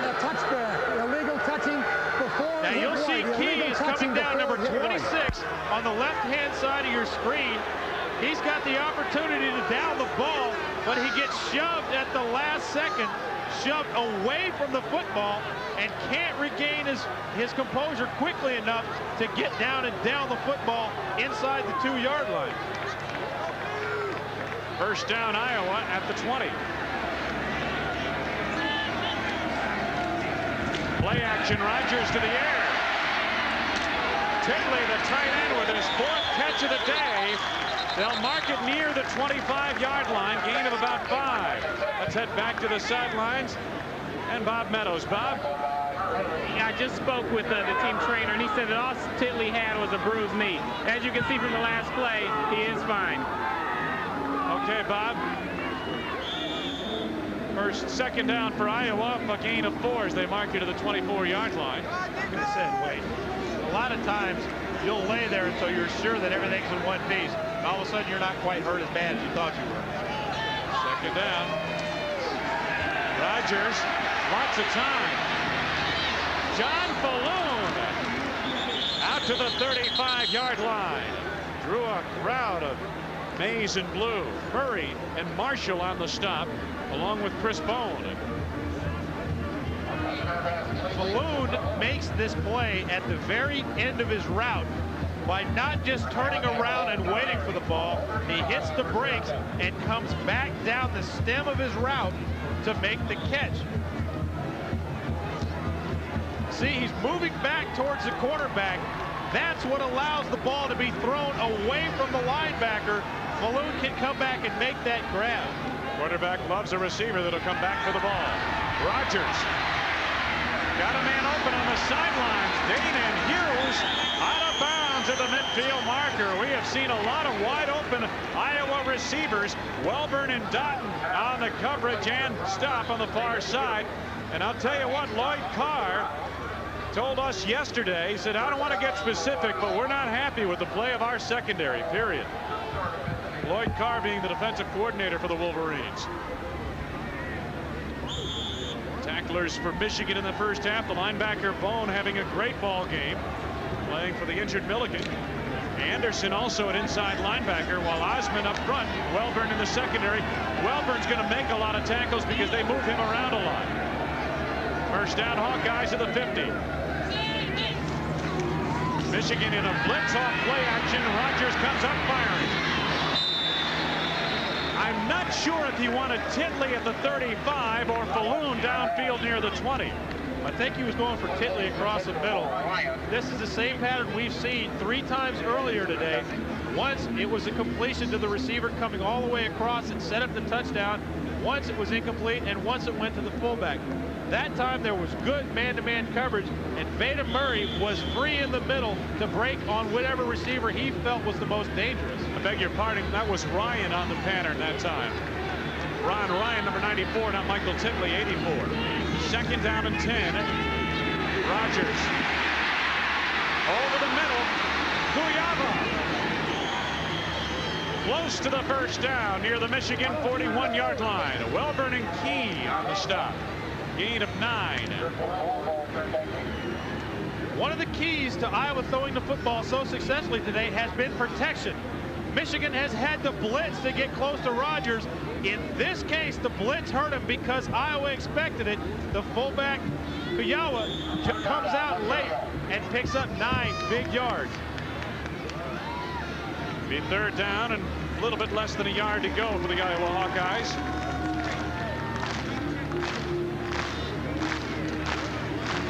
Aiden Fry looking on from the Iowa sideline. I don't think they'll take a chance on Rodgers this time.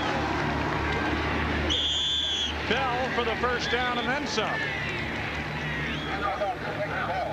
Chris Bone made the stop. I think that's a pretty shrewd call right there. Last time they had 3rd and short, Rodgers tried the quarterback sneak, actually lost yardage, and then fell ahead to make the first down by 6 inches. Aiden Fry says, hey, I got a guy that's 255 pounds in the backfield. I think I'll give him a crack at it. That he did for a first down on a gain of about 4.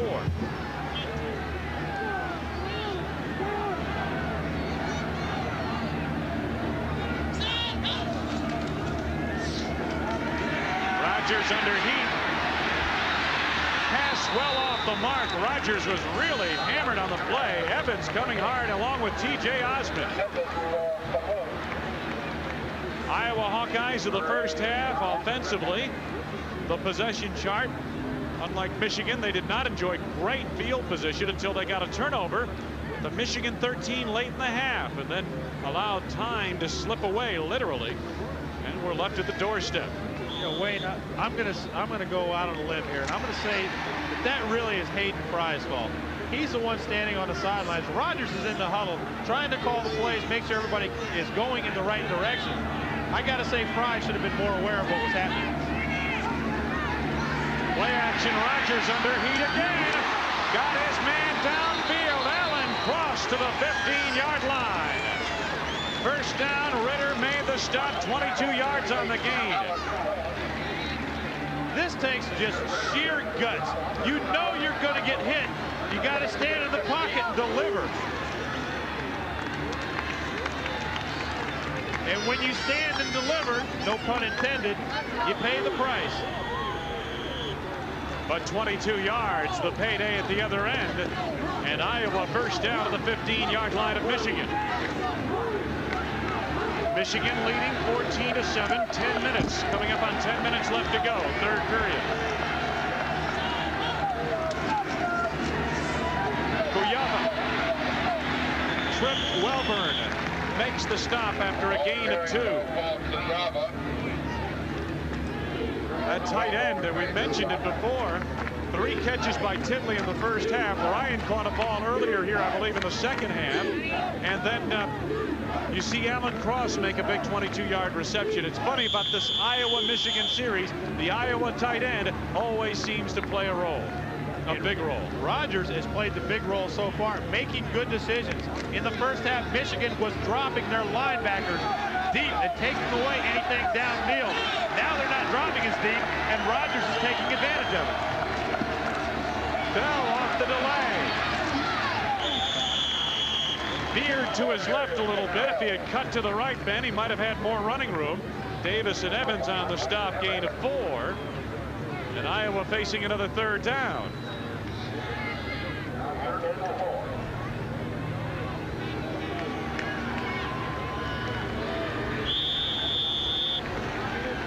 Aiden Fry changes up on his personnel in the lineup. Michigan's defense backed up inside its 10-yard line. 3rd down, Hawkeyes, and 4 yards to go.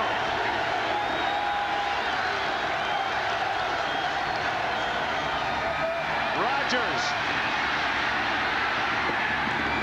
Touchdown! Jeez.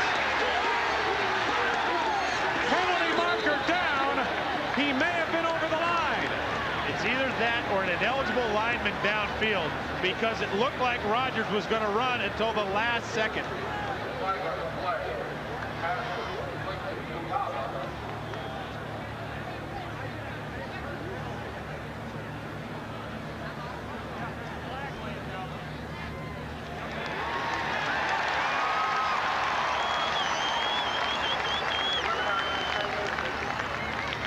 Play action fake keeps the linebackers inside. Rodgers rolling outside. Now remember, the line of scrimmage is the 9-yard line.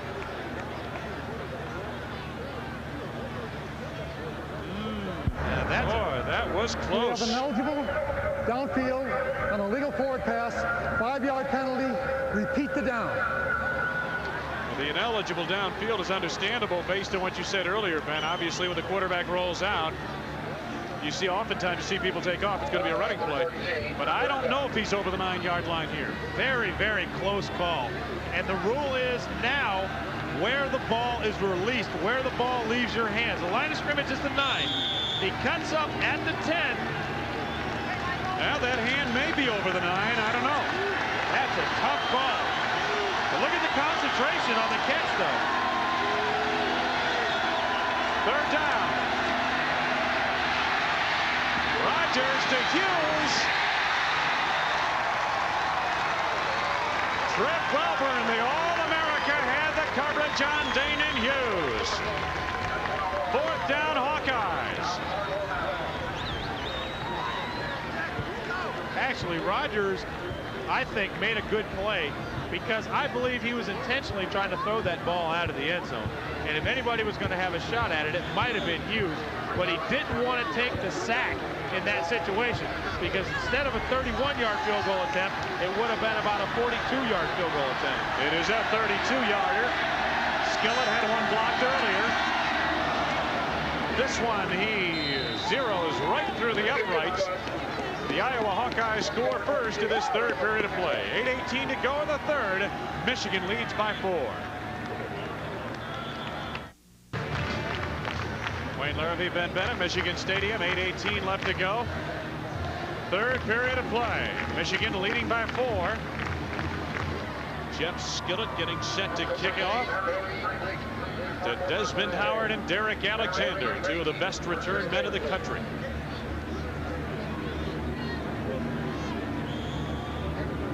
There, you get a look at him. Skillett's kick. Carrying toward the near side, bounds past Howard into the end zone. And it is a 1st down for Michigan from the 20. The Iowa Hawkeyes, 66 yards in 12 plays. Overcame some untimely penalties. 4:35 off the clock. That perhaps is one of the more pertinent stats of that drive, because Michigan has moved the football well against Iowa. And here you see what we were talking about earlier, the huddle on the sidelines. Now you're not just getting the play called, you're having the opportunity to give little coaching points to everybody there to let them know exactly what you're thinking when you make that call. Gerbeck has broken it up some. 6 to wide receiver. Well, so actually he hasn't. 6 to the wide receivers, only 1 to the running backs and 1 to the tight end. He's gone exclusively to the wide receivers for the most part.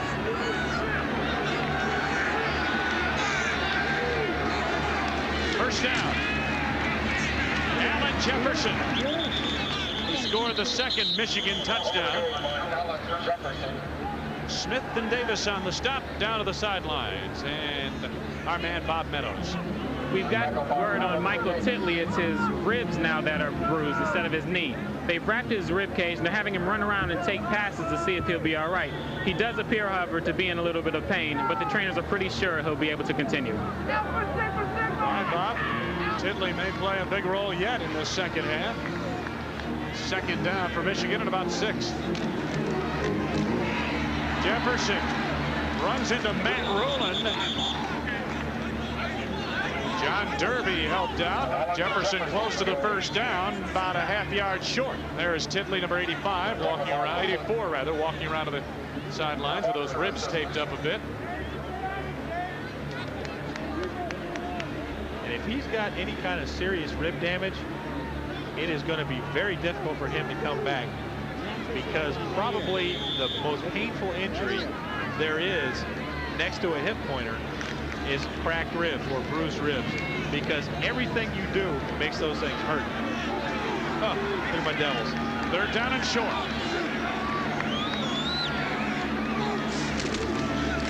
Jared Bunch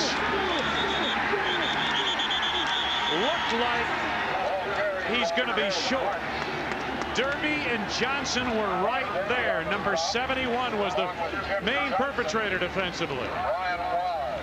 And if that goes down as a tackle for a loss, that will put him one short of the school record. Michigan is short. The handoff to Punch up the middle. Sure enough, Johnson and Derby stuffed him up and managed to pull him backwards, not allowing the second effort to fall forward. On in punt formation, Eddie Oscona just did get that kick away. Fair catch signal made by Antilla, and the wind carried it a bit. Antilla hauls it in near the Iowa 23, where the Hawkeyes will put it in play. And Bennett, along with Bob Meadows on the sidelines. Bob joining us today. He's a grad student here at Michigan. First down for the Iowa Hawkeyes from the 24. They trail by 4 points. Rodgers rolling. Out across the 25 to the 27. Should the Hawkeyes come back to win this game, a lot of Michigan streaks will go by the wayside. Haven't lost consecutive conference games since '79. Haven't lost consecutive home games since '67. Haven't lost a homecoming game in 22 years. That's called keeping the alumni happy right there. Boy. They come back, you show them a win, they're much more apt to open up that checkbook. Gain of 3 by Rodgers on the previous play. Second down. Tony Stewart nabbed at the line by Mike Evans. Eric Anderson floated the ball from the linebacking core. Iowa has not done a lot on the ground against Gary Mulder's Michigan Wolverines. And Michigan has done exactly on defense what they said they had to do yesterday. 2 things. One, they said they had to swarm to the ball. They had to get a lot of bodies on the backs, and they said they had to tackle better. In the past 4 weeks, they have not tackled the ball carriers well at all. Today, there's no evidence of that, though. Iowa 3 of 9 on third downs.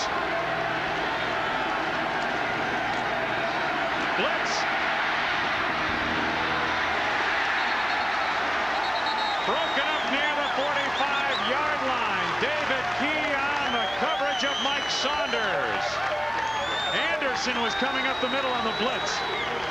Michigan has been forced to go to the blitz in key passing situations to put pressure on Rodgers. The receiver, Mike Saunders, was open initially, but because of the pressure, the pass is late and it's high, goes incomplete. Big play for Michigan's D. Jim Hyzak under the shadow of the flagpole here at Michigan Stadium. Blocked on the play. Scooped up by the Wolverines for the touchdown. David Ritter on the block, and Dwayne Ware recovers and takes it in.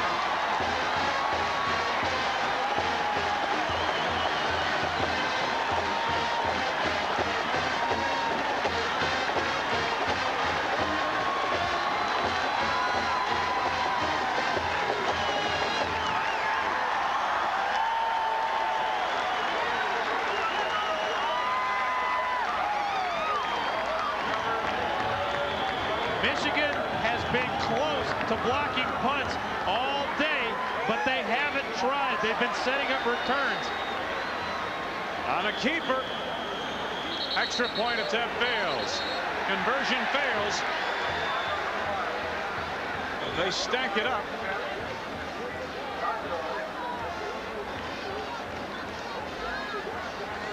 Hayden Fry looking on and discussed.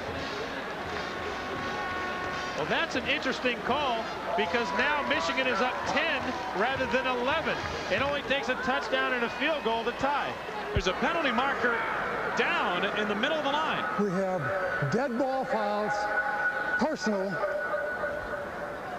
home, dead ball, personal of visitors. The play is no good. It was dead ball. They offset. We're going to have a kickoff. 4:35 left to go. This game has taken a strange twist. Michigan out in front by 10.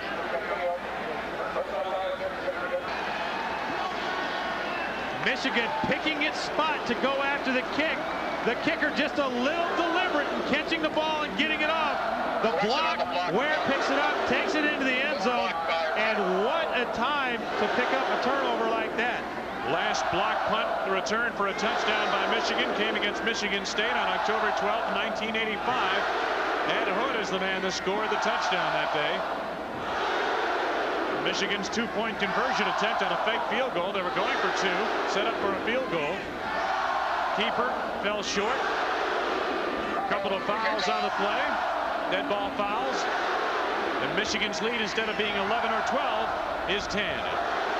J.D. Carlson's kickoff. Jeff Antella to the 20. Antella roughly taken out of bounds in the vicinity of the 23 or 24-yard line. Let's get down to the sidelines and Bob Meadows. Bob? It being homecoming weekend, all the alumni return. And with me now is Michigan's all-time leading passer, Jim Harbaugh. Jim, what's it like to be back watching your alma mater play? It was nice. You know, a lot of the guys that I played with don't play here anymore, but the coaches, a lot of the coaches are the same. It's good to be back on a beautiful day. Do you wish you were back on the field with your teammates? No, I have a job to do in Chicago, so I like having my week off this week. Thank you very much. Okay. Back up to you in the booth. All right, thank you, Bob. Jim Harbaugh is doing quite a job in Chicago, to the surprise of many around the country. And playing through some adversity, too. Playing through some injuries. Sure is. He's done an outstanding job thus far this season for the 5-1 Bears. Rodgers on first down, under pressure again. Almost got away. Tripped up by Steve Rakowski, and T.J. Osmond was raining down on him as well. He's been under a lot of pressure in this third period of play. Michigan has been looping and stunning a bit up front. They've been blitzing, as you mentioned, Ben, putting more heat on the quarterback. That time they didn't need to blitz. Rakowski just took it upon himself to break that play up. Individual effort. He got after Rodgers. Interesting point, as you look at the dark face mask across the quarterback, Matt Rodgers' helmet, Hayden Fry thinks that the defensive backs can't see a quarterback's eyes, thus giving them a little bit more of an advantage. Rodgers. Overshot a wide open Paul Kuyava, the 25-yard line. That's more a direct result of the pressure he's been under all day. He had Alex Marshall blitzing from the linebacking core that time. Michigan really putting the heat on. A couple of knockdowns, 6 hurries. Well, locked to pass, a sack. The knockdowns come when linemen can't get in there and they put their hands up. The hurries have come primarily from the blitz today. Under 4 minutes to go in the third period of play. Michigan leading by 10.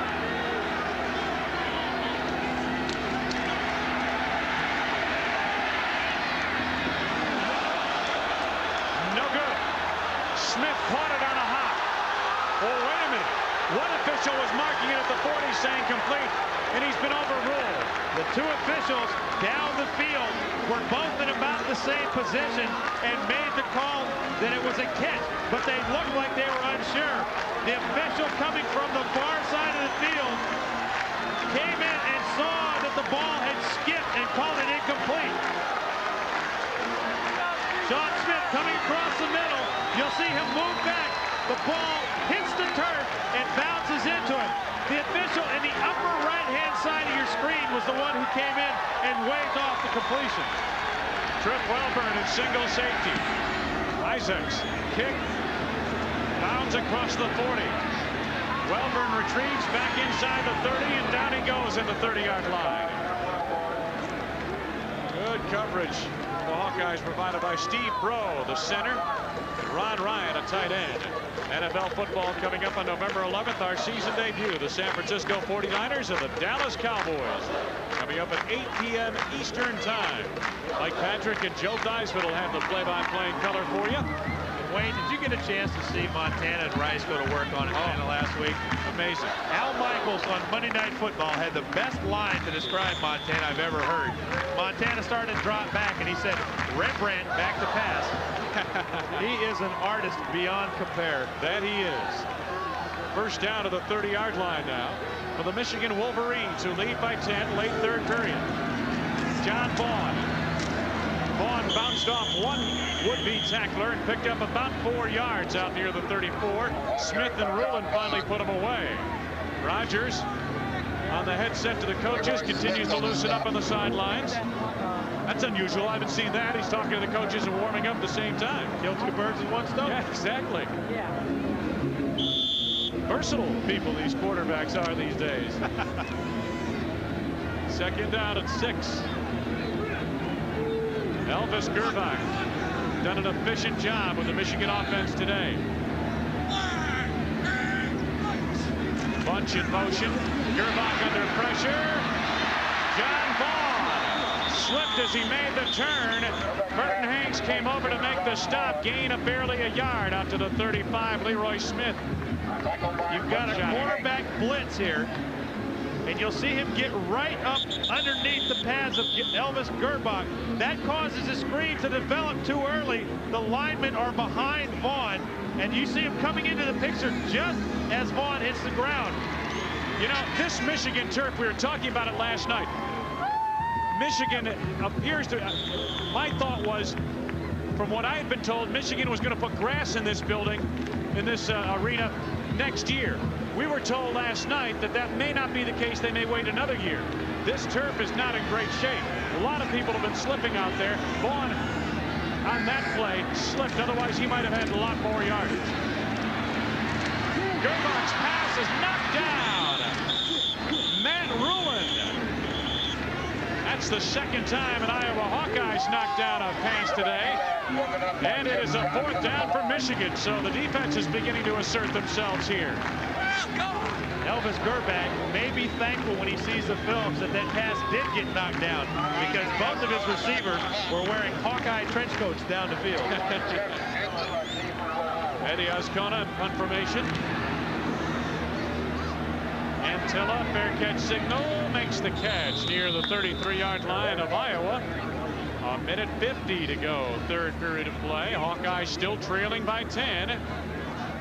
Get another offensive possession. Now, to go back to something we alluded to briefly earlier, the extra point try after Michigan's blocked punt for a touchdown. They had what they call a muddle huddle, where they snapped the ball to the huddle, to the people lined up to the left of the ball, going for the 2-point conversion. What that did by not kicking it, it gave Iowa the opportunity to tie this ball game with a touchdown and a field goal, or to win the ball game with a touchdown, a 2-point conversion, and a field goal. If Michigan kicks the extra point, Iowa's got to score 2 touchdowns to win the football game. From the 33, first down Hawkeyes. Rogers outlets. Nick Bell ran into heavy resistance on the flank. Alex Marshall and Eric Anderson collaborate on the stop. Let's go to the studio. Tim Brando. Speaking of Eric's, Wayne Larrivee, watch Eric Bieniemy. Boy, the records keep falling off the pitch from Darian Hagan. Nice cutback right here, and he's off to the races. 17th 100-yard day of his career, tying the school career scoring mark, 212 points, with Bob Anderson. It's now 27-10 Buffaloes. Back to Ann Arbor. Wayne. Thank you, Tim. We've had a personal foul, dead ball foul against Michigan, late hit. And so Iowa will get, instead of a loss of 1, a first down, and they'll move the football. Dead ball, personal foul, defense, automatic first down. We'll get a look at it here. Anderson wrestles him down. There's the late hit right there. The shot right there, not only was it late, he came in with his helmet. You can come in late a lot of times and get away with it, but if you lay that helmet on any part of another guy's body, you're going to get that call. TJ Osmond, the guilty party. The football moved out to the 48-yard line of Iowa. Rogers on a short set. Good pickup by Saunders, and a gain of 9 yards inside the 45, down to the 43-yard line of the Michigan Wolverines. Saunders has played a big role in today's passing game for Iowa. Chris Bone made the stop downfield. Saunders came off major knee surgery last year and has still not been listed as 100%. He's about 85–90%, but perhaps having his best day of the season thus far. Came in with 4 receptions. He has 3 now. Well, Rogers is not making it easy on his receivers in the second half. In the first half, his accuracy was impeccable. The last 4 or 5 passes that he's thrown have been either way short or over somebody's head, making his receivers work hard. Bell in motion. Rogers going exclusively to the air. Now going to take it himself. Down to the 35-yard line. Alex Marshall recovered to make the stop. Marshall has been injured much of the early season, seeing his longest stint of duty here. Iowa came in with a 57% rush ratio to 43% pass ratio offensively. In this ball game, it's been a complete turnaround. Well, it's a classic example of going with what works. Iowa's running game has been almost non-existent today. They've thrown the short pass as well. Time winding down, 3rd period of play, under a minute to go. Now the run from Bell. And the burly tailback inside the 30, down to the 29-yard line on a gain of about 6. Time winds down to this 3rd period of play. Matt Rogers heads to the sidelines to talk things over with Hayden Fry and company. The visiting Hawkeyes trail the homestanding Wolverines. There you go, wave to America. All right. Wayne Larrabee, Ben Bennett, and our sideline reporter, Michigan student Bob Meadows. So far, the Wolverines have had a little bit more to cheer about than the Hawkeyes have, leading by 10 as we start the 4th period. Nothing like homecoming on a college campus, and we've been blessed this year to cover 2. Indiana last week, Michigan this week. Iowa on a 2nd down. Inside the Michigan 30. Nick Bell rumbling forward for the 1st down inside the 25. Over to make the stop, Marshall and Eric Anderson. The storyline of this afternoon's contest thus far. Rogers has gone to the air with a great deal of frequency, almost surprising. Gerbach has been amazingly efficient. Both teams have blocked field goals. Ware picked up a block punt for a touchdown. Special teams, so rarely mentioned until something goes wrong, can swing a ball game in one play. Without a doubt, Ben. 1st down at 10 yards to go for Iowa at the Michigan 24. Play action to Bell. Kuyava, the fullback. Down to about the 20 on a gain of 4. Let's head back to the studios for an updated Tim Brando. Tim? Southwest Conference story, and the Hogs and the Horns in a great one, 20-17. Gardere with a touchdown run. Then Grovey comes right back with a TD pass to Russell and Derek Russell. It's 20-17. We'll keep you posted on that game. And David Klingler having a big day. 3 touchdown passes as Houston, unbeaten Houston, though ineligible for the Cotton Bowl, leads SMU 27-0. Back to Wayne and Ben. So Jack Barnier moves on to the Oilers, and Cougars keep rolling on the football field. 2nd down for Iowa. Rogers, lots of time now. Rogers going to take it himself. He's got a 1st down inside the 15-yard line. Rakowski and Davis did a sandwich job on the tackle. That's a very intelligent play by Matt Rogers. He had the opportunity to throw the ball across the middle, but it wasn't as good as it could have been, so he pulled the ball down. Knew he was going to take the hit, but knew how far he had to go to pick up the 1st down. 8 of 7 on that play. They moved the sticks down to the 13-yard line. A lot of people wonder, and I know I did for years, what that ANF stands for on the side of the helmet. Hayden Fry put it on there because it stands for America Needs Farmers. He feels that's very important for people to know. 1st down. Nick Bell. Inside the 5. It is 1st and goal, Hawkeyes. David Key and Veda Murray made the tackle. Chris Bone paid for his tackle attempt. And it's amazing that in this second half, almost The Iowa attack has been pass-oriented almost exclusively, and here on this drive, they start weaving Nick Bell into the offense on the ground. When you got a player with his physical ability, you got to get the football into his hands no matter how. Look at the yardage differential. Iowa first and goal. Bell met in the hole and turned back at the 1. Second down and goal to go coming up. Bone in the middle of that fray along with Alex Marshall. Maybe it's a little early to speculate on this, but that missed extra point attempt, the muff 2-point attempt, will loom much, much larger down the line should Iowa score here and have a chance to kick a field goal. Because if Michigan ties, that means they need a lot more help than just having Illinois beat Michigan State down the line to get to the Rose Bowl. Second down and goal to go at the Michigan 1-yard line. Rogers, touchdown! Penalty marker down. I think the flag is going to go against Michigan and the touchdown will stand. Rogers has scored 4 touchdowns similar to this play earlier in the season.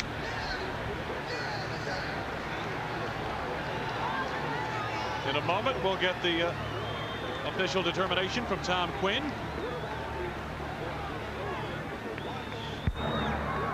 The defense was offside. He scored. We will put the penalty on the kickoff. Rogers, using the voice inflection we talked about earlier, gets the middle of the line to jump off sides. Then he does a little jumping of his own to get into the end zone. Well, I tell you, it is rather tight down there on the 1-yard line, isn't it? It's amazing how the field shrinks when you get down that close. Skillett for the point after. And the Iowa Hawkeyes back on the board. They have cut the Michigan lead down to 3 with 12:16 to go in this 4th period of play. Is brought to you by Buick, the new symbol for quality in America, and by Bud Light. Everything else is just a light. On the touchdown, the penalty we talked about, on the right-hand side of your screen, number 90, Nemeth Aga Khan, coiled and ready to explode into his man, exploded just a little too soon. That was the offside penalty, which has been enforced on the kickoff. That man scored. Quarterback Matt Rogers. 10 plays, 67 yards. These Hawkeyes have found a way to move the ball against this Michigan defense. Much of it coming through the air, but on this drive, it should be pointed out, Nick Bell carried the ball a couple of times, picked up 13 crucial yards. Rogers has 221 of Iowa's 306 yards. Skillett's kick, line drive fashion into the end zone, past Eric Alexander. Michigan gets it on the 20-yard line. 12:16 left to go, and Michigan's lead is down to 3. Gary Moeller and company. Matt Elliott was filling in at center, place of the injured Steve Everett, who many feel was the best center in the Big Ten. Everett suffered a broken foot earlier this year. They're hoping, we talked with Steve yesterday, Ben, they're hoping that he'll be back maybe. They're going to check it out Monday. Maybe he'll be back in the next couple of weeks. With the super job that Matt Elliott is already doing, it would be a huge plus to have an experienced player like him come back to add to that punch. Double tights for Michigan on first down. Allen Jefferson breaks free. First down out to the 30-yard line. Let's head back to the studio. Tim Brando. Take a look at this. Virginia, the #1 Wahoos, and Nikki Fisher takes the 63 yards, bouncing off would-be tacklers. They were behind 14-9, but you could call Nikki Fisher Nikki 6. Yeah, and Virginia, after trailing, has become a motley crew. A #1 crew, Wayne. All right, Tim, maybe #1 isn't such a bad thing after all. It was looking like a scourge earlier today. From the 30, 1st and 10, Michigan. Jefferson. Allen Jefferson came into the game with just 23 carries in the first 5 games of the season.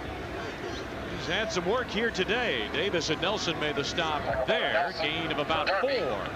Well, if you'll think back to that third down catch that John Vaughn made, he made the catch and limped off. Rogers has outproduced Michigan thus far. We have not had a report on John Vaughn, have we? Jefferson, the lone setback. Second down.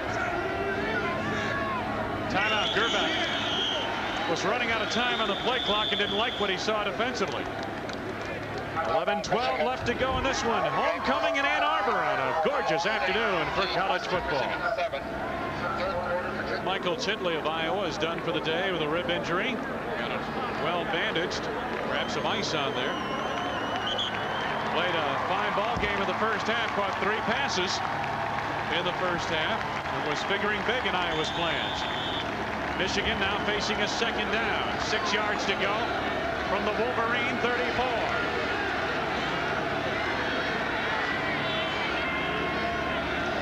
Jefferson and Bunch, the running back tandem in the eye behind Gerbach. Allen Jefferson met on the flank quickly by Jeff Nelson. Short of a first down, the Wolverines will face a third down coming up. Well, we talked to Hayden Fry yesterday, and I asked him if he could believe that he now, with Bo Schembechler's retirement, is the dean of Big Ten coaches.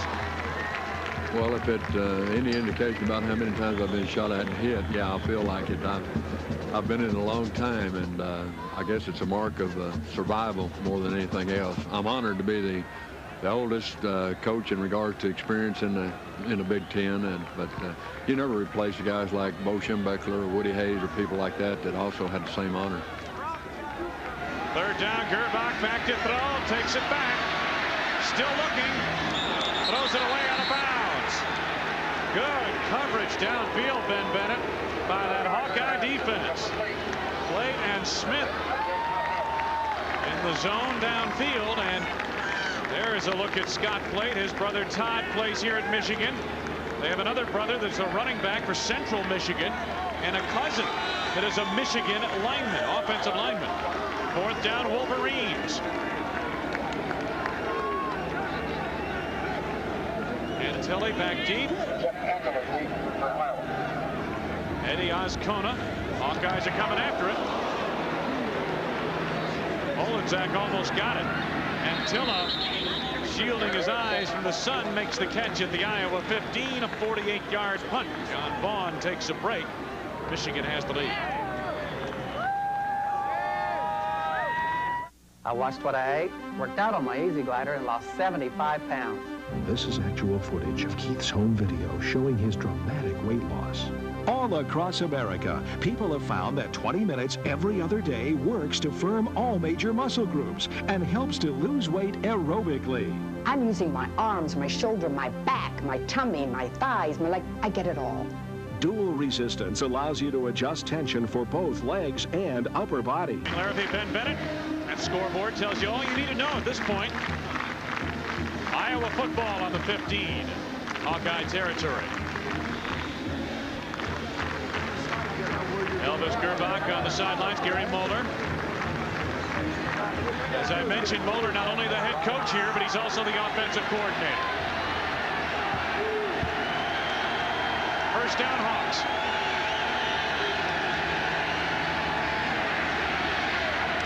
Got a man over the middle. Kuyava out to the 21 on a gain of about 5. Anderson, the linebacker, right there to put him away.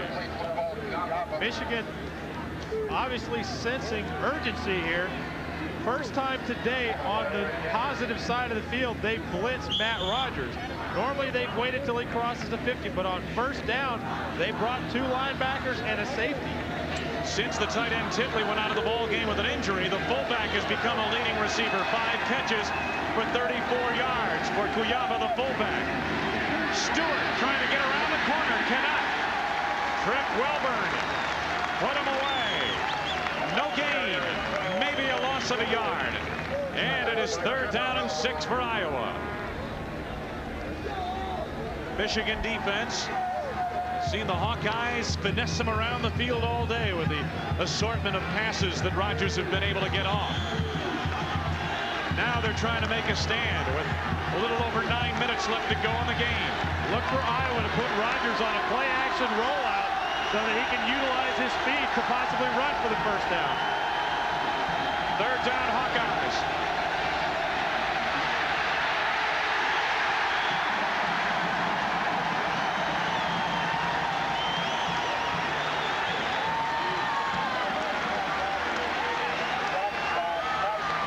The junior Mike Evans from the defensive tackle spot, number 92, made the hit on Rogers. He had nowhere to go, loss of 4. And the big reason he had nowhere to go was they only had 3 receivers in the pattern. The 2 outside receivers were running off deep, and the underneath receiver couldn't get open. High snap to Isaac. It's off a beautiful punt. Well burned. Oh, bounces off one defender, Marvin Lampkin, and then is taken down. He absorbed quite a hit from Lampkin, and then Ted Bailey put him away. 44-yard punt, loss of 3 on the return.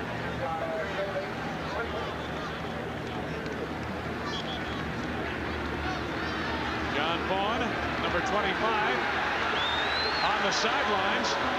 There is nothing wrong with John Vaughn from what we understand from the sidelines. Obviously a coaching decision, and one that John Vaughn may have been debating right there. And you can see he was not happy with their decision. Neither were the fans. Wow, nation's leading rusher, and he's on the bench in the 4th period of play of a 3-point ball game. Jefferson. He's doing a pretty good imitation of the nation's leading rusher anyway. Exactly. Melvin Foster made the stop. That's not to take anything away from Jefferson. No. He's having an outstanding day. But you have to think your bread and butter guy is John Vaughn. All season, he's been the guy that's carried you through and made the big plays for you. And there he sits on the sidelines. Vaughn, 86 yards on 18 carries today. Gain of 8 on the previous play. Second down, 2 yards to go. Jefferson for a big hole off the left side of the offensive line. Doring and Dingman, Elliott, Foster made the tackle in Iowa territory near the 48. Michigan has another first down. And the question you have to ask yourself is, what did John Vaughn do or not do that's forced him to the sidelines? Is it a case where Jefferson has just got the hot hand, or in this case, the hot feet? Yes. Or is it that John Vaughn maybe is a little banged up and they want to save him? Very well could be that Jefferson's got the hot hand right now, but still. Here's a look at the Michigan sidelines. First down now for the Wolverines at the 48-yard line of Iowa. 7:22 to go. Michigan leading Iowa by 3. Melvin Foster off the sidelines, shaken up on the previous play. Big loss for Iowa. Gerbach. Howard lost it. He had it and absorbed a whale of a hit from Doug Book. A 6'2", 190-pound sophomore from Keystone, Iowa. What a hit. That was a safety's dream to have a receiver way up in the air like that. And Howard is running wide open. Gerbach delivers this ball just a little bit late. You see him take that extra step in the pocket, throw it a little bit high and behind, and boom! He got a helmet right on the football, which makes it extremely difficult to hang on to. Michigan with 3 receivers in the game now. Second down. Hawkeyes on a blitz. Jefferson has the hole up the middle. Into Hawkeye territory inside the 40. Down to about the 38-yard line. He's got a first down. Leroy Smith and Adi Polly on the stop.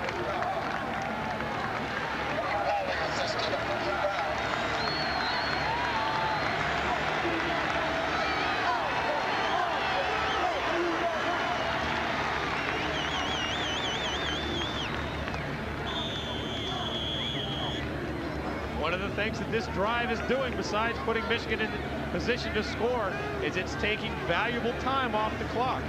Melvin Foster back in the lineup for Iowa. Take a look at the first down situation.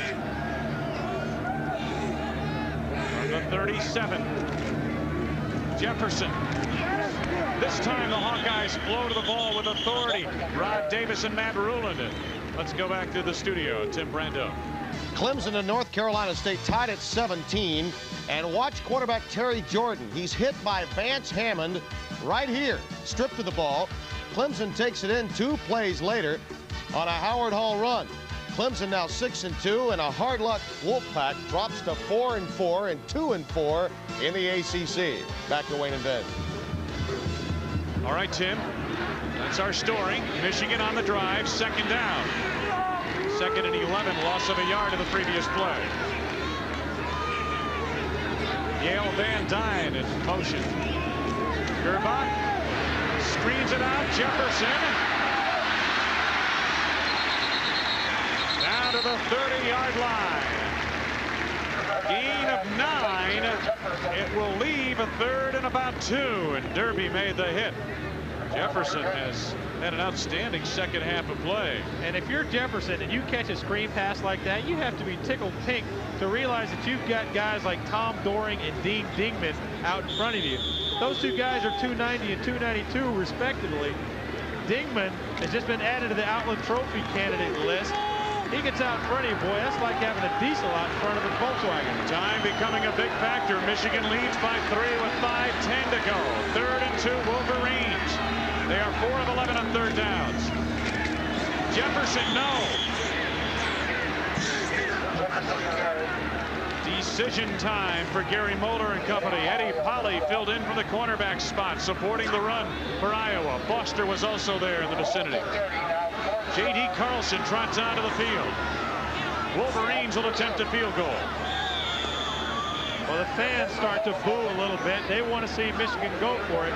But this is a good call right here. Carlson is in a very makeable range, and this would put him up by 6 rather than by 3. 47-yard field goal attempt as long as 48. Carlson sends it to the uprights, and it is good!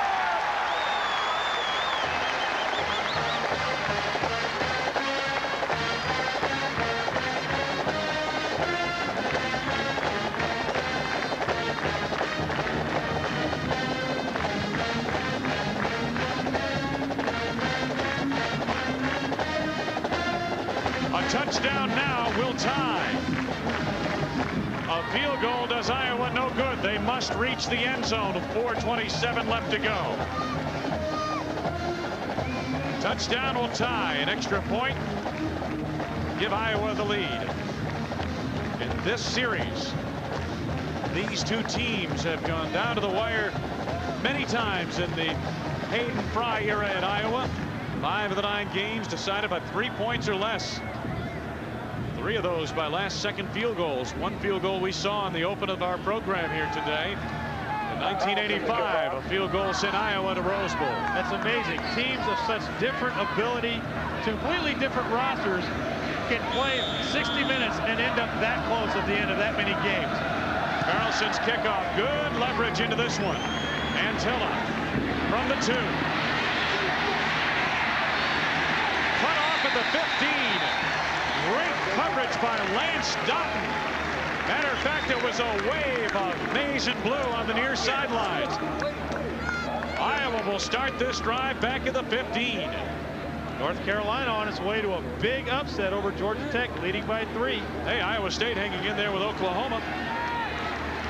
Minnesota has the lead on Indiana in a tight battle second period. That's a surprise. Minnesota's 2-0 in the Big Ten race. Hey, it's been a flip-flop of power thus far in the league standings. It's early. Iowa first down to the 15.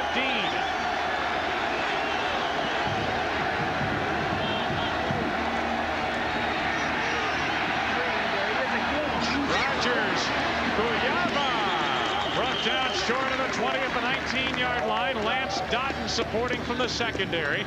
Gain of 4. Scoring drive resulting in J.D. Carlson's field goal of 47 yards.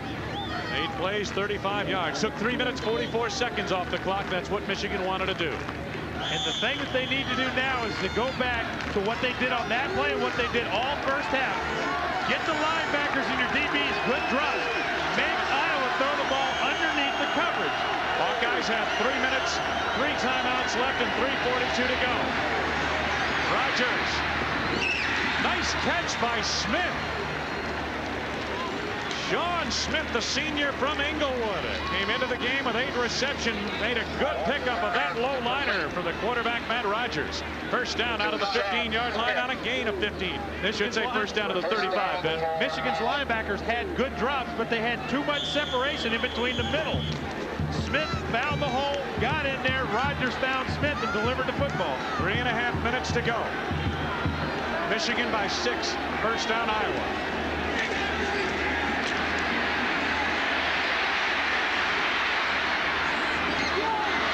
Dropped on the play. Alan Cross could not hang on. David Key in the coverage. Welburn was bearing in on the quarterback along with Rakowski. And when you see Trip Welborn rushing the quarterback, you know Michigan is taking a chance, taking one of their best coverage people out of coverage and letting him rush the quarterback. He's a good enough athlete that he can do that, but Michigan is trying to do some things to make Rogers make a bad play. Malone and Saunders are the wide receivers. Nick Bell is wide open. He's got a first down inside the Michigan 50-yard line near the 47. Matt Rogers on a pickup of 19 through the air. He's shown a lot of cool under great pressure. And anytime you blitz, you take a chance that a player like Matt Rogers will read that blitz and make that play. They were counting on Bell having to be in pickup of the linebackers. He wasn't. He slipped out. The defensive back assigned to him didn't get over there until late. Stay with us for the Residents Inn scoreboard with Tim Brando, Lee Corso. They'll update you on all that's happening in college football. First down, Hawkeyes, just inside the 47 of Michigan. Rogers. Falloon. First down to the 30-yard line. John Falloon coming back for the football to the 35. Welburn and Dotton made the stop.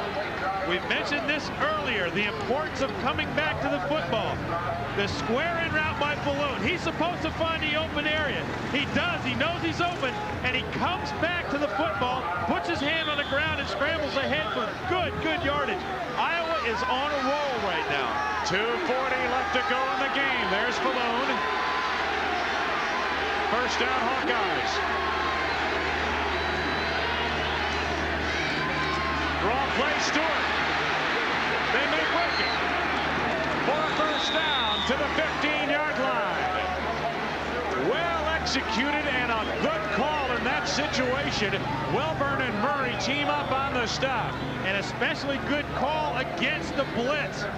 Michigan has been blitzing on the last 4 plays. This time they don't, and it allows the fullback Kuyawa to get out in front of Stewart. Got an injured Michigan player down. His number is covered. We can't quite see it. Hawkeyes have a first down to the 15-yard line of the Wolverines. 2:24 left to go. And the injured player is Chris Bone. Chris Bone on the left part of your screen. You'll see him right there, number 49. Keep watching to the left-hand side.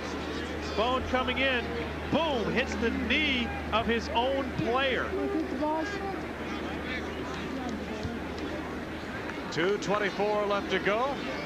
They help Chris Bone. Michigan leading by 6. Introducing the American Beauty. It took vision and courage to bring it to you. Side linebacker playing next to Eric Anderson went out with an injury. He's the 3rd string linebacker. They've also lost John Milligan and Steve Morrison to that position. First and 10, Hawkeyes. Stewart. Not a whole lot there. Down to the 13 and a gain of 2. Evans and Marshall on the stop. Michigan's lead is 6. 2 minutes now left to go. Iowa in a precarious position offensively because they want the touchdown and they want the extra point, but they don't want to do it so quickly that they give Michigan the opportunity to come back and take a shot at kicking a field goal to go back ahead. Iowa has 3 timeouts remaining. Michigan has 2.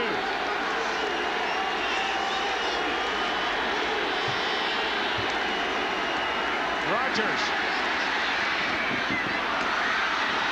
Stewart. First down and goal to go at the 1. I don't believe he threaded that pass through that clogged middle. Wow. That was a gutsy throw, to say the least. Now, who was the intended receiver? There's the tight end, 87, Alan Cross. This is AT&T. You make the call. Wow. Who was he going to? And it looked like Stewart caught the ball, and that the linebackers thought the ball was going to the tight end. They both broke up on the tight end. Stewart caught the ball and slipped through and got down to the 1-foot line. Hawkeyes knocking on the door. First and goal. Kuyava, touchdown!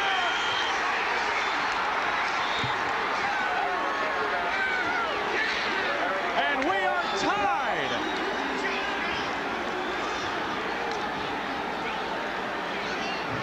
With 69 seconds remaining.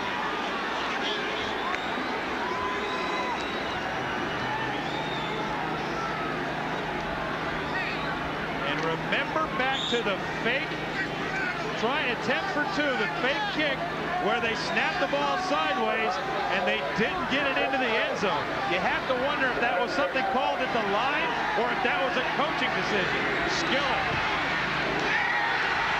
And the Iowa Hawkeyes have taken the lead.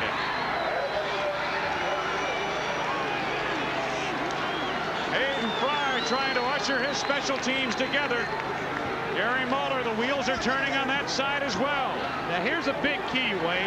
Elvis Gerbach has been very successful throwing the football today, but the majority of the success that he's had today and throughout his career has been on play action. Wherever Michigan gets the ball, they should have a long way to go, and play action with only a minute left is not effective at all because the linebackers know you're not going to run it. You've got to throw the football. Another look at the touchdown. Paul Kuyava. When you get down this close, it's whoever wants it the most. And on this particular play, Iowa and Kuyava, they wanted it the most. Kuyava, former walk-in, filling in for Lou Montgomery. There's J.D. Carlson on the sidelines. It may yet come down to a Carlson kick. 2 timeouts left for Michigan now. 69 seconds for Gary Moeller and company with which to work. Well, Wayne, so far this year, Michigan has played in 2 close ball games, 2 football games that they probably should have won. Both of them they lost. When you lose games like that more than once in a season, you start thinking more than you react, and you get that seed planted in the back of your mind. Well, maybe we just weren't meant to win these games. Lost to Notre Dame 28-24 in the final minutes. Lost to Michigan State last week 28-27. Desmond Howard back deep. Call him magic. Squib kick. Alexander near the 7. To the 20. Alexander brought down short of the 30-yard line. Matt Hilliard, a backup linebacker, made the stop. And a key point to remember is earlier in the 3rd quarter, Elvis Gerbach had to burn a timeout because he was going to get a delay of game penalty on a very unimportant drive. That could come back to haunt Michigan. Time left in the lower right corner of your screen.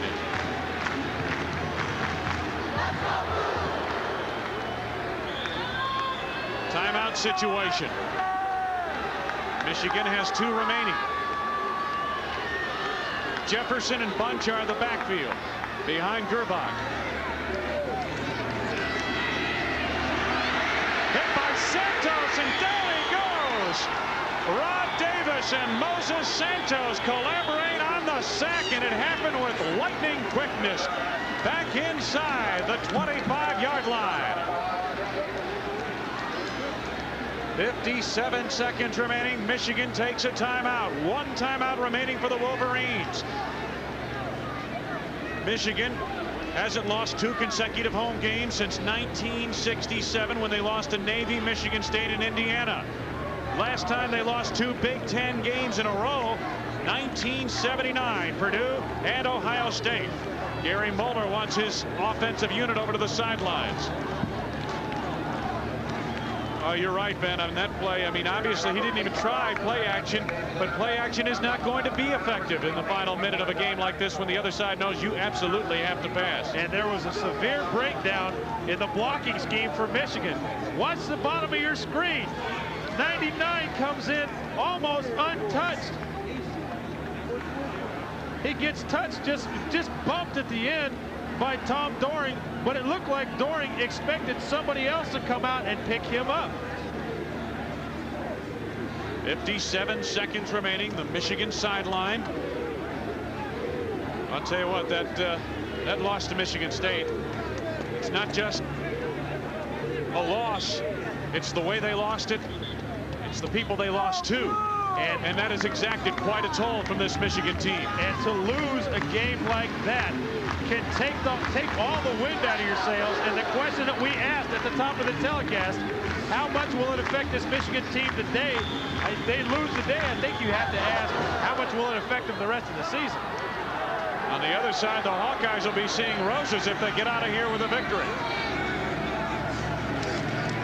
Gerback back to throw. Good protection this time. Intercepted by John Derby. John Derby's going to put this one away. Look at the Iowa sideline. Pandemonium.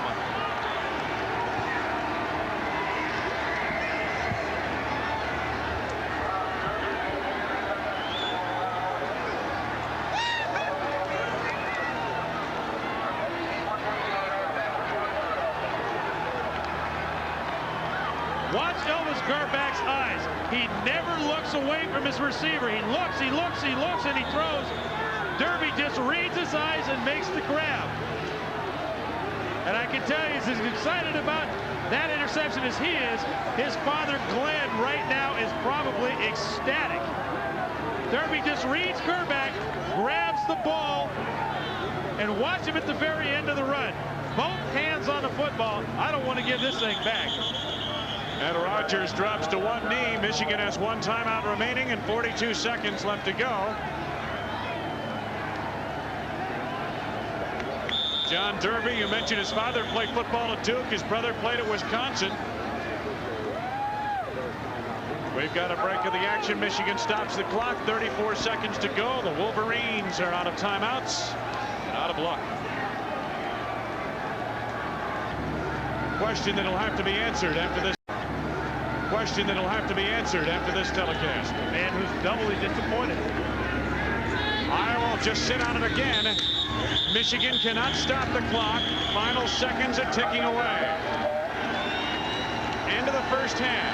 The fake field goal. This is in the third quarter. This is after the block punt for a touchdown. The question is, was this a call from the sidelines, or was this something that the players did because they thought they saw something? That play right there looms very large in the race for the Roses. I'm winding down on this one. Hayden Fry and Iowa spoiled homecoming in Ann Arbor for the first time in 23 years. The Iowa Hawkeyes go to 3-0 in conference play. Michigan falls to 3-3 overall, 1-2 in the conference, and Gary Moeller and company have some big problems to deal with from here on in. Iowa wins it over Michigan on homecoming. So long, everybody.